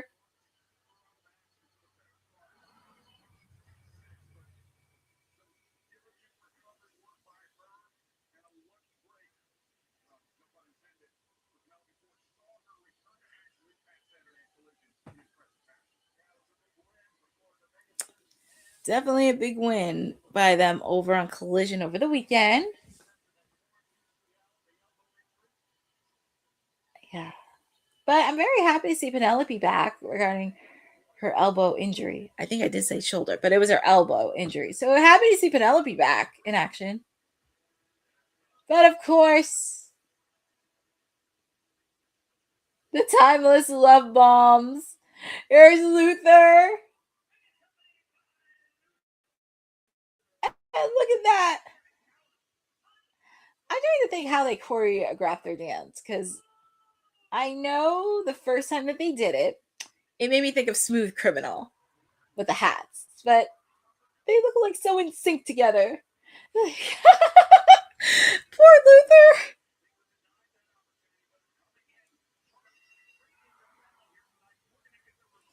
Well, they may be fun. Yes, in such a great place. That is true, Jordan from Canada. It's nice to see the ladies in action, seeing the timeless love bomb taking on Penelope Ford and Megan Bayne. I mean, like I said, Toni Storm and Megan Bayne are no strangers to each other, because if you saw last year, Toni Storm had a challenge. She faced off against Megan Bayne in Dynasty, and she has a victory over her. But nice tag team by the timeless love bombs. I love it. Quick kick out made. Tag is made to Toni Storm.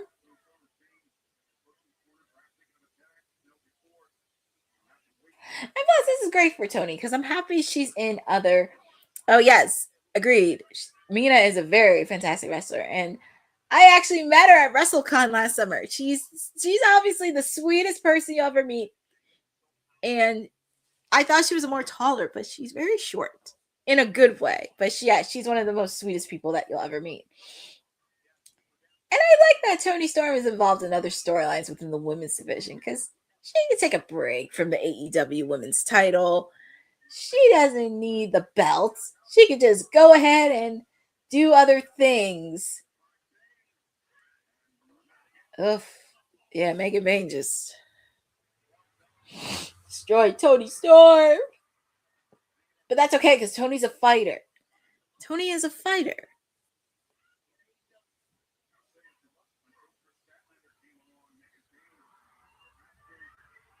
And I'll never forget Kris Statlander and Megan Bayne's match. I will say Kris Statlander almost took Megan Bayne to the limit because the way she carried her, I really thought Kris Statlander was going to pick up the win.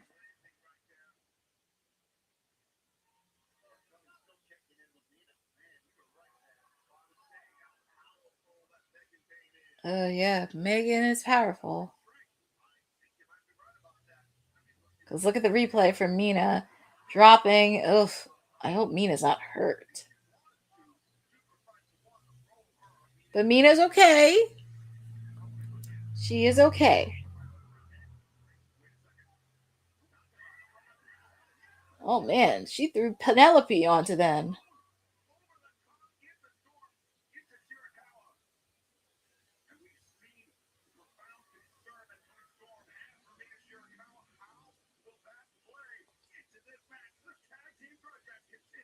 Ooh, this is kind of a good match in a way.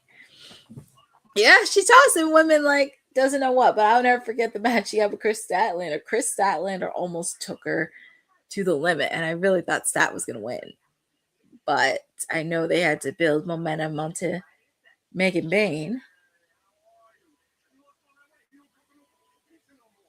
But this is going to be very interesting on how this is going to play out because this is where you don't want to piss off Toni Storm because don't let her promos, don't let her flaunts, don't let her looks fool you because she can be a very tough lady and can go 360 super quick. And she can be very dangerous. I'm just saying.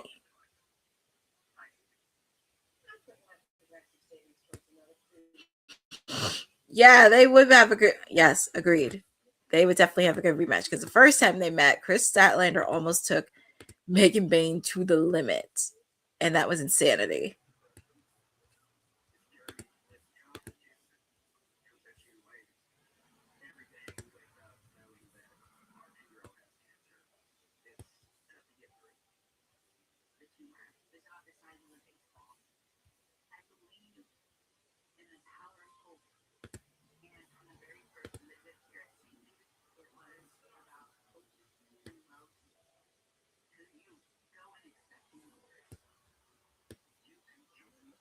But feel free to put in the chat on who you guys want to win. Do you think the Timeless Love Bombs will pick a win? Or do you think Megan Bayne and Penelope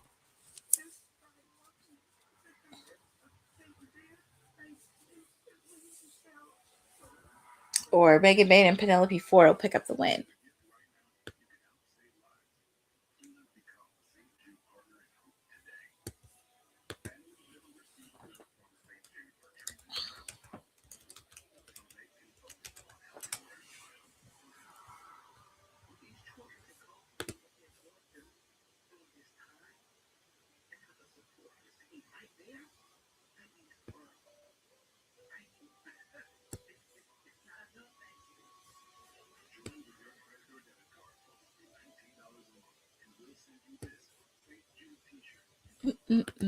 Just catching up to speed on a lot of things. So much is happening. Oh, yeah. Megan Bayne and Penelope Ford have been a tag team that actually makes sense and teaming together. It just sucks because they didn't get to compete in the tournament together. It was Marina Shafir. Okay, now... Okay, so I'm looking at AEW's 652. So pretty much they tweeted, due to the impending weather conditions in the region, AEW Collision's live event, originally scheduled for this Saturday, has been canceled, and impacted fans will receive an email with instructions for a refund within the next 48 hours. And this week's Collision episode will be taped tonight in Orlando, Florida, after the conclusion of Dynamite. So, hey, it's a win-win. Hey, listen, it's a win-win, especially if you live in Orlando. So, that's a win-win. And by the way, we're back live with AEW Dynamite from Orlando, Florida, with the Timeless Love Bombs taking on Megan Bayne and Penelope Ford.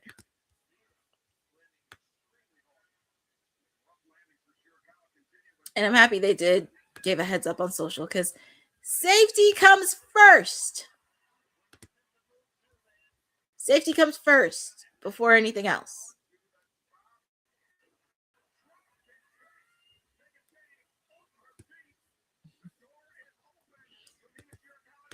All right, the fans are on their feet. Looks laid out. Megan looks laid out.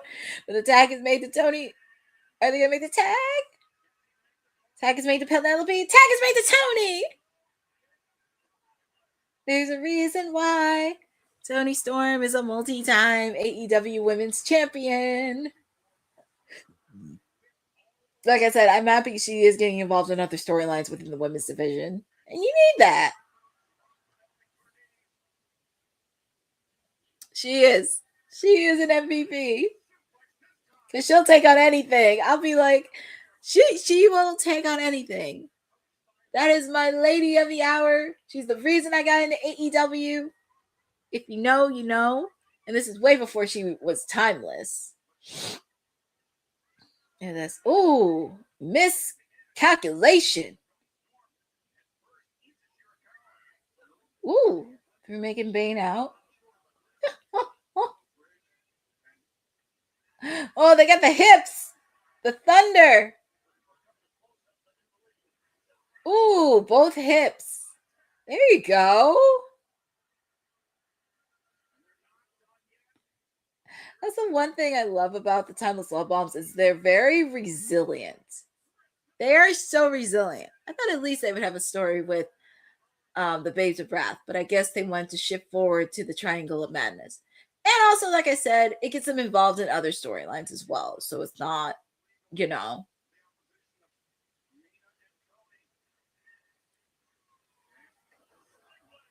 Oh, man.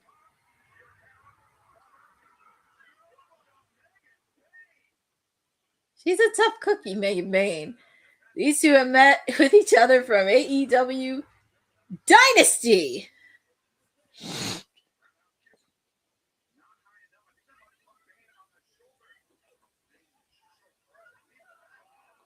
It would have been funny if she had a miscue and hit Penelope by accident. That would have been hilarious.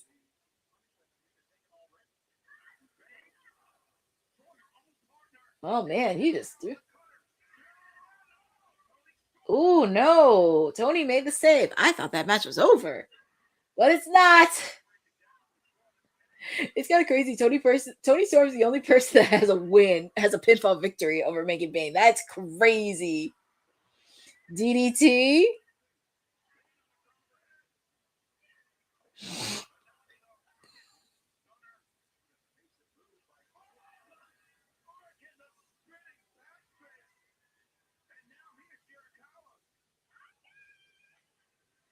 What's Mina gonna do here?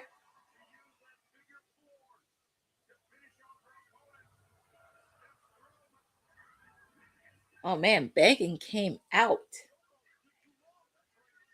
I think there is a story to play with all four of these ladies.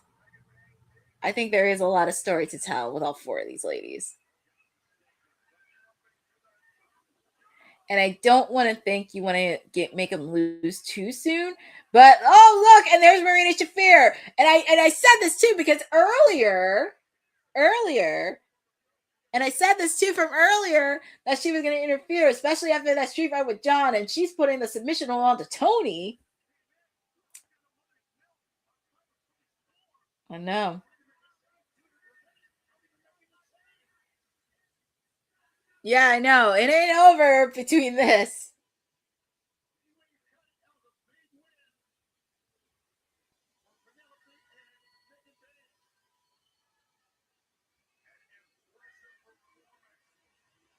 It was, but yeah, it's not over between these ladies, and I know, but I feel like Tony and Mina has got something up their sleeves. They got something up their sleeves. I know it's not, but they got something up their sleeves. I have all faith in Toni Storm. She's got something up her sleeve. Ooh, there's Roddy. Roddy, the match he had at CMLL against Hechicero, and he picked up the win.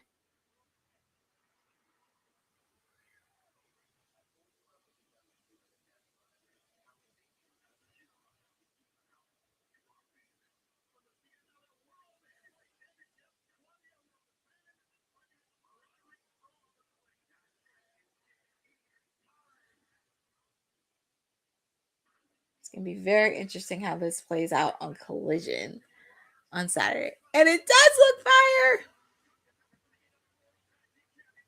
Yep, so Davis and Doyle will be in action.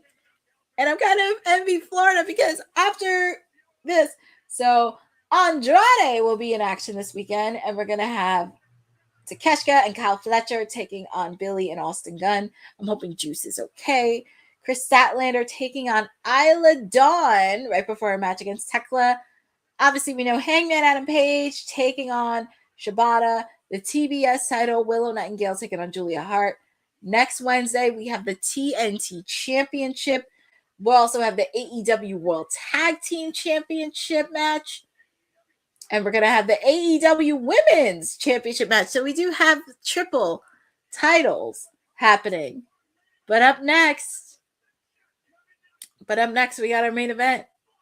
Swerve Strickland against Kevin Knight. I'm not going to lie. This is actually pretty awesome.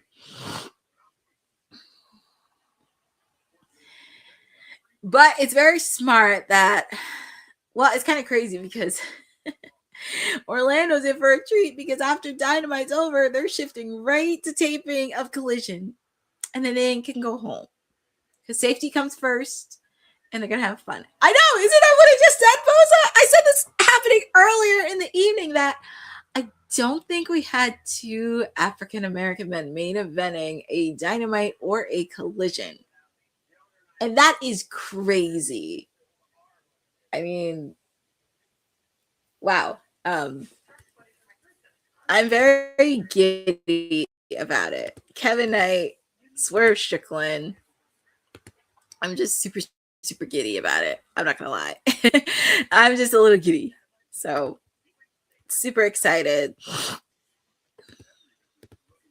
Super excited to see that. But, yay!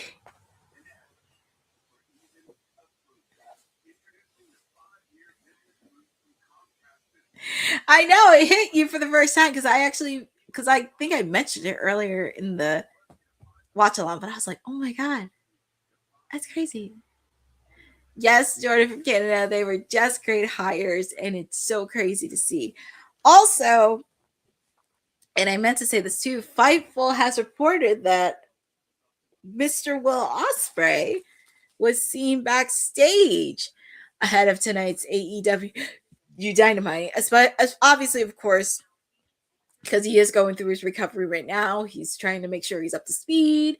He's good to go. He's rehabilitating, but hopefully we get to see Mr. Bruv soon.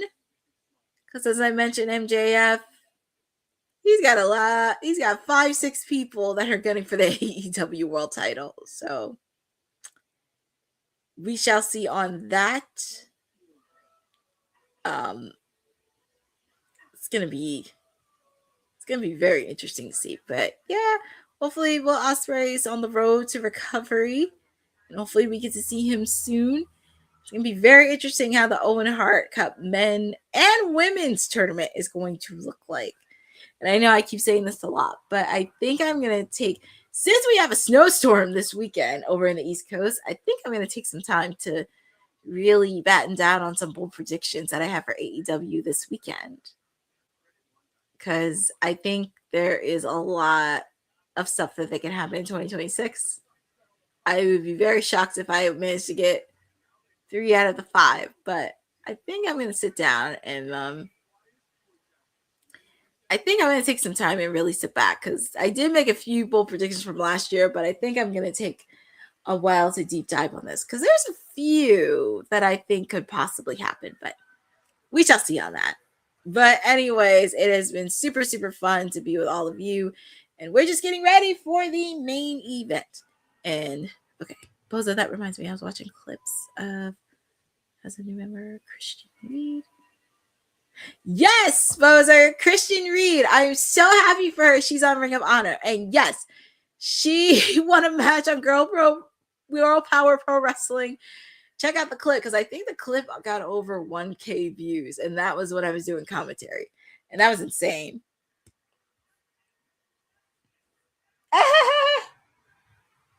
Well, here comes Swerve Strickland coming out. I know some people have mixed feelings about his new theme song, but this is like a new character arc for Swerve Strickland. You know, after coming back from injury, he looks jacked. He wants to get back to being the most dangerous man in AEW. Doesn't matter what hurdles he has to get through, and pretty much do whatever it takes. But here comes Swerve.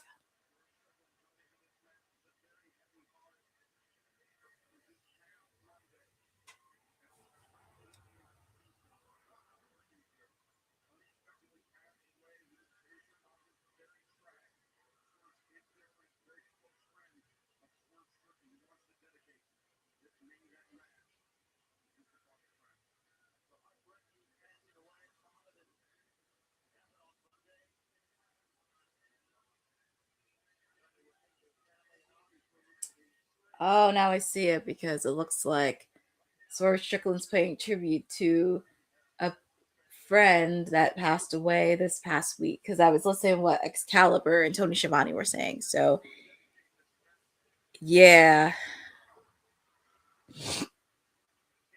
And look at that. MJF with his private, well, I wouldn't say a private box, but he's drinking that wine right up there. If you notice, he watched every single person that's, well, almost. Samoa Joe, Kenny Omega, Samoa Joe, Kenny Omega, and now Swerve. Don't be shocked if MJF watches Hangman's match against Shibata on Collision. Don't be shocked.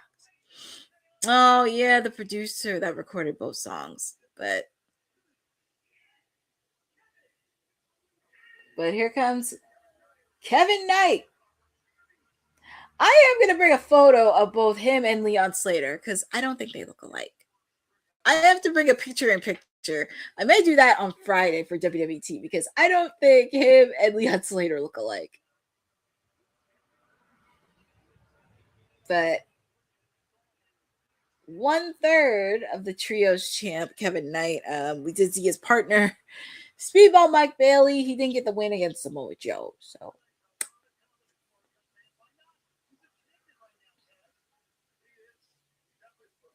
It's going to be very interesting to see, but yeah, I'm excited. Two men of color main eventing a Dynamite. I will say AEW's come a long way since they've came, even though they're 7 years old. They're still learning and growing, but got a lot of work to do. But they've come a little bit, even though there's still some things I got to work out. So here we go. We have our main event: Kevin Knight, Swerve Strickland, 1-on-1. Obviously, of course, you see MJF on his private area.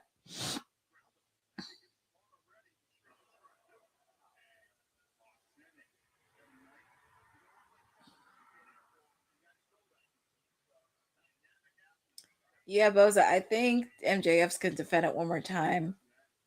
Very curious on what match is going to be at Revolution, because almost everybody's going to have a case.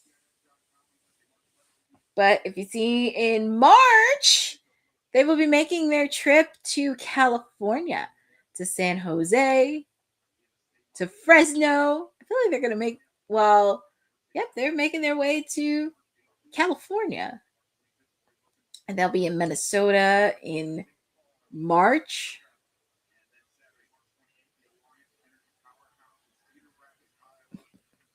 I feel like this match is very even.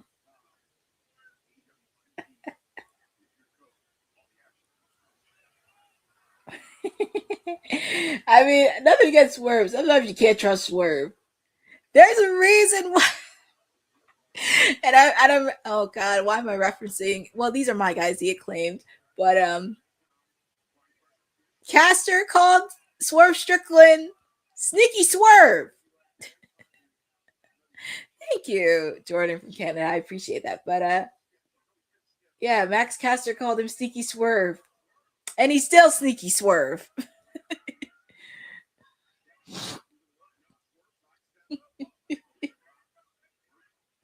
Because he's a sneaky little thing. Oh, man. Nice move by Kevin Knight.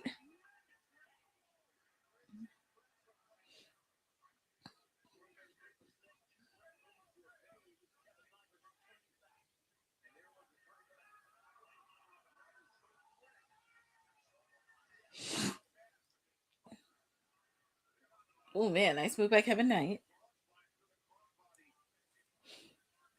What is Kevin Knight doing? Is he trying to do the gritty? I guess he's trying to do his own version of the jet gritty in a way.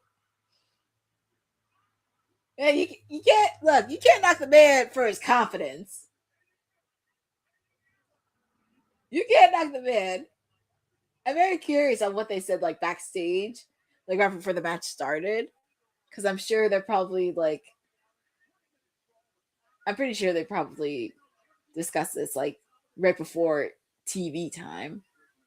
And pretty sure they said we're gonna go all out on this with no breaks. Oh man. He backslides Swerve Strickland on his back. Ooh, nice drop kick by Kevin Knight. It's so crazy. Look at MJF. It looked like he was very impressed by that move of Kevin Knight. And it's crazy, like Kevin Knight came in. It's just crazy. He came in last year in the spring and he faced off against Jay White on Collision. Then he faced off against Will Ospreay in the Owen Hart Cup men's tournament.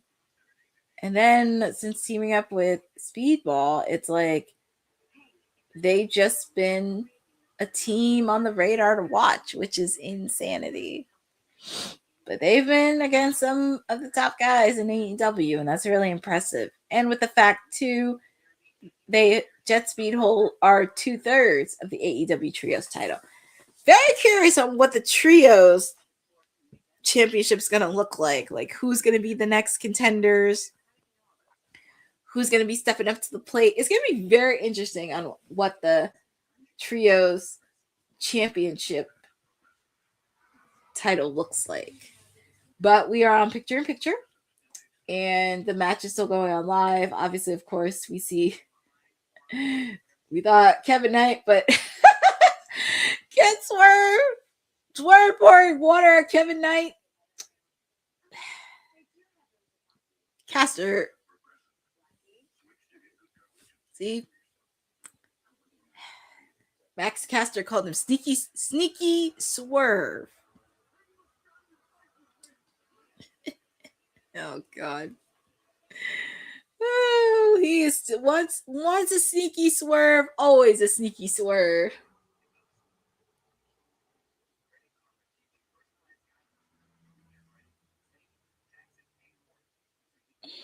Oh man. Well, he's gonna take Kevin Knight to the limits. But like I said, feel free to put in the chat who you guys got winning. Do you have Kevin Knight or do you have Swerve Strickland winning?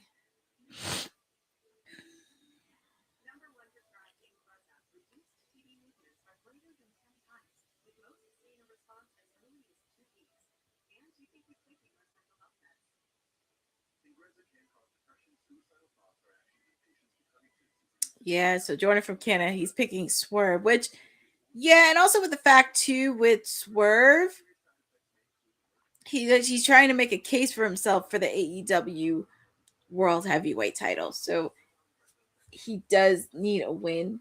I don't think it's going to hurt Kevin Knight. It's just really going to put a lot of fuel to the fire. It's going to be very interesting because I did see a little bit of a heel tactic from Kevin Knight. But he wants to show that confidence, so going to be very interesting to see. But we're back live in Orlando. Kevin Knight taking on Swerve Strickland, your main event for AEW Dynamite. And also it's a bonus, and also it's an added bonus because if you're from Orlando, you're also going to get, once AEW Dynamite wraps up, AEW Collision will be happening afterwards. So if you are living in Orlando, you get a bonus treat. So they get a double taping tonight. Swerve Strickland doing his gritty. I'm not gonna lie, Kevin Knight, when he did his own jet gritty, that was pretty funny too. But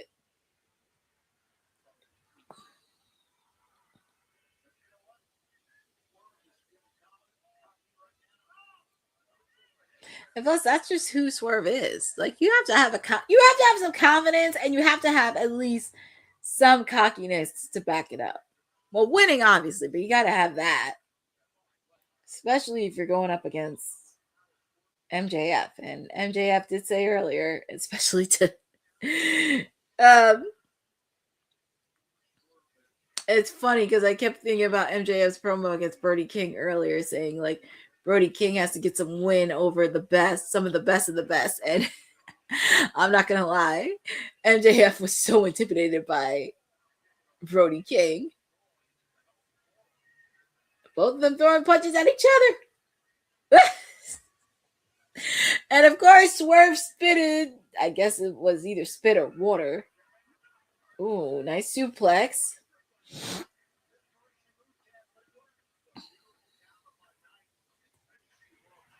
Oh, yeah, you see that guy, that jerk, who's the AEW World Champion. He's been seeing everybody all night. Samoa Joe, Kenny Omega, Swerve Strickland. Don't be shocked if he makes an appearance on Collision and looks at Hangman.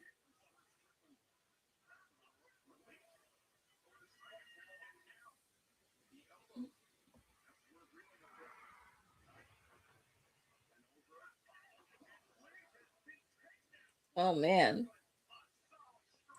Both men are down.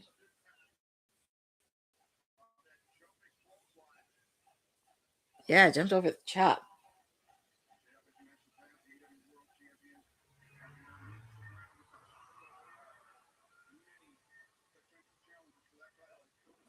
It's gonna be very, like I said, it's gonna be very interesting with the. That's why I wish. That's one of the reasons why I wish they bring back the rankings, because at least it would make sense. That's one of the things I wish they would bring back in AEW is the freaking rankings. Quick kick out by Swerve.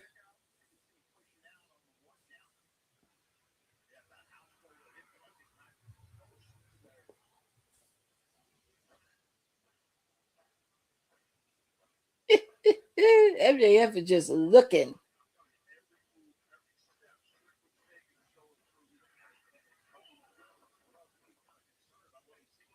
Oh man, a kick to the face.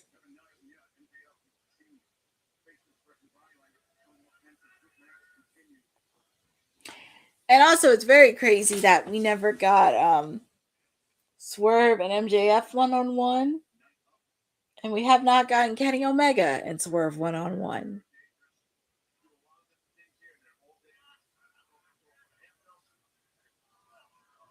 Kevin Knight trying to block it.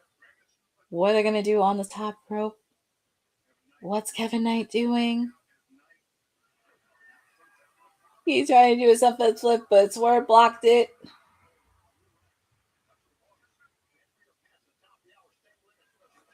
Oh, man. Nice CDT by Kevin Knight.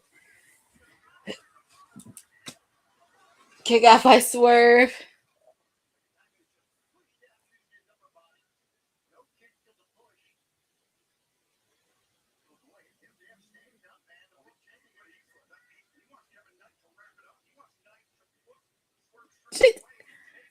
No, the only reason MJF is pulling for Kevin Knight is because he is scared of Swerve Strickland the same way he's scared of Brody King because he doesn't want to face any of those guys. And then on top of that, you have to throw, depending on his return, Will Ospreay, because hopefully he will come back soon. Oh, a nasty move by Kevin Knight. I throw in Will Ospreay. And you also have to throw in Darby Allin, because MJF and Darby Allin got a lot of history. If you go back to when they faced off against each other back in 2022 at Full Gear. Oh my God, where's Swerve taking Kevin Knight? Oh, on the barricade. Oh my God, I've seen this with Speedball and Kyle Fletcher. Oh, that was like a little bit of a tombstone. Kevin Knight has to be knocked out after that. Even Nana's looking. Nana's looking like, good job, boss.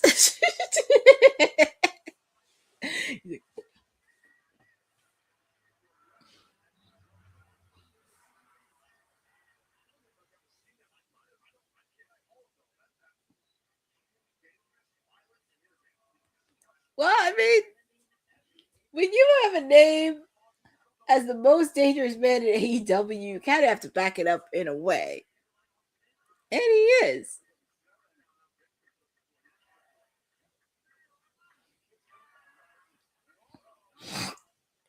Okay, Kevin Knight got in before 10.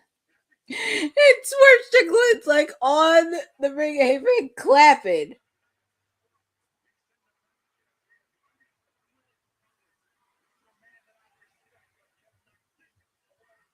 Ooh, nice 450 splash.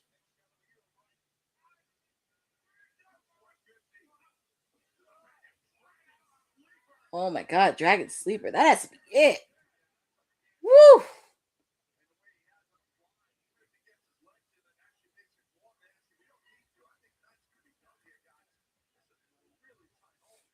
Oh my goodness. Kevin Knight, I thought he was faded, but he came back.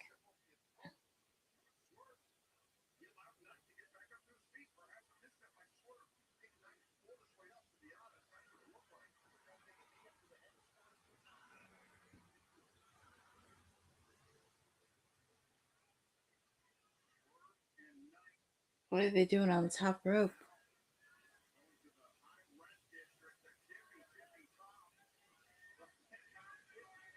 What are they doing? Is it like a Spanish fly or? Oh man, that was kind of scary.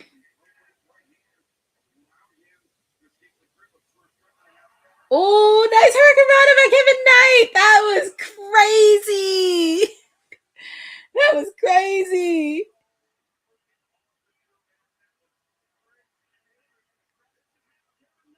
Coast to coast. Look at Nana. Poor Nana.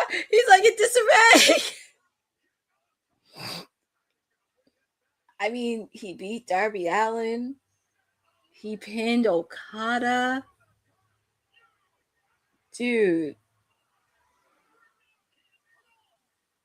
Look at Tony Schiavone. Foot on the rope. Yeah. They did. They did underestimate him. Look at that replay. Coast to coast. This is actually a good main event. I'm not going to lie by both of these guys. This is. And you hear the fans. Now look at Swerve. Oh man, he put the freaking house call. Did he put a house call?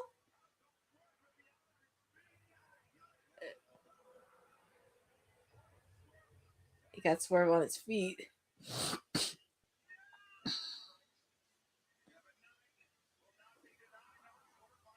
Oh man. Both of these guys are even. Kicks to the face. Punch. Ooh.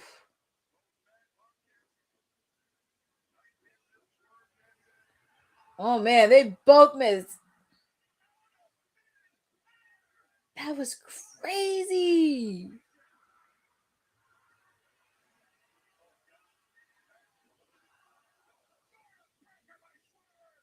And what's Swerve gonna do here? Oh man. Yeah, that's it. Your winner of this match is Swerve Strickland. No, not well, yeah, that too. Not a filled with the Holy Spirit, but yeah, MJF. You got your tough challenge, kid.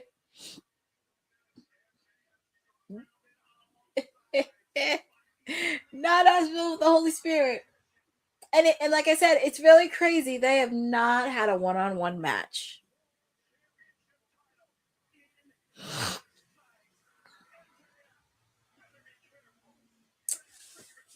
Yeah, man, because you got 5-6 other contenders that are gunning for your belt, sir. But whew, that was a fun main event. And this is how we conclude AEW Dynamite, which I have to say was a very solid, did what I needed to do as we continue this little road trip leading to Revolution in Los Angeles. But of course, we did have a pit stop in Orlando, Florida. Just a quick reminder that if you are in Florida, since Dynamite's over, they're going to shift over to Collision, do a taping, and it's going to air on Saturday because of the snowstorm. So it's going to be very fun. So yeah, we have a fun road trip ahead to Cali, but we got a few bumps we got to head off. Obviously, of course, we do have Australia next month with Grand Slam and their first house show that they have next month. So it's during Valentine's Day weekend. They'll be in Australia. So they get to spend the land down under and also feel the love during Valentine's Day. It'll be so fun. But it was definitely a good, solid, all around. I really want them to continue growing since AEW is now 7 years old. They're still going to have some bumps on the road. They're going to have a lot of things in between, but I do think there is potential for 2026. I think also I'm going to share my bold predictions ahead next week's watch along. Next week's watch along. I will do that because there's a few bold predictions in there that I think may happen, may not happen, but that's the beauty part about it. I get to spread a lot of love. But I do want to thank everyone for joining with me on this another edition of Timeless Elite Wednesday. But I do think there is a lot of story to tell with a few of these matches. But hey, we got a lot to do. So I definitely want to send a quick shout out to everybody in the chat that joined with me for these 2 hours. Jordan from Canada, Boza, I want to make sure I didn't miss anybody. Eddie Foster in the chat. Michael Vasquez, making sure I don't miss anybody. Frederick Cole came in. Junk Punch Hero came in. Also, Short King the Goat came in. So I do want to thank everybody for joining with me on this edition for AEW Dynamite. You know where to find me on socials. I have a lot of stuff planned. Make sure to follow ISPW. Make sure to follow the entire cast of WWT Live because we are all doing amazing things. So definitely shout out to my sister Honey. She has Honey Night SmackDown this Friday. Will, Kane, Ced, Bonner, Boss Lady, TK, Victoria, everybody, Christina, everybody at WWT Live because we can't do it without your support. So make sure to support the Women's Wrestling Archive and everything else. Not sure if we're doing a watch along for Saturday night's main event, but we'll find out when we come back on Friday. But also for the reminder, TNA is on AMC tomorrow, so do not forget that. But I give this show a 9.5 out of 10. I'm not going to lie. 9.5 out of 10. It did what it needed to do. Also with the fact, too, they had 2 men of color main eventing Dynamite, which is always so special to see and just need to continue growing and just learning the lessons from it. But that's a time for another day. Thank you for joining with me on Timeless Elite Wednesdays. And I will be in on Friday because not only there's SmackDown, we got bold predictions for Saturday night's main event happening this weekend. So please make sure to follow me on socials and everything else. And thank you for supporting Women's Wrestling Talk, the #1 women's wrestling network on the planet. Have a great evening. Be safe. And I will see you on Friday. Thanks for joining WWT. Don't forget to like us on all social media platforms at WW Talk Pod. Like and subscribe on all video and audio platforms, like yesterday, my G. And check out our website at www.talkpod.com. Thanks for watching Women's Wrestling Talk, the #1 women's wrestling network on the planet.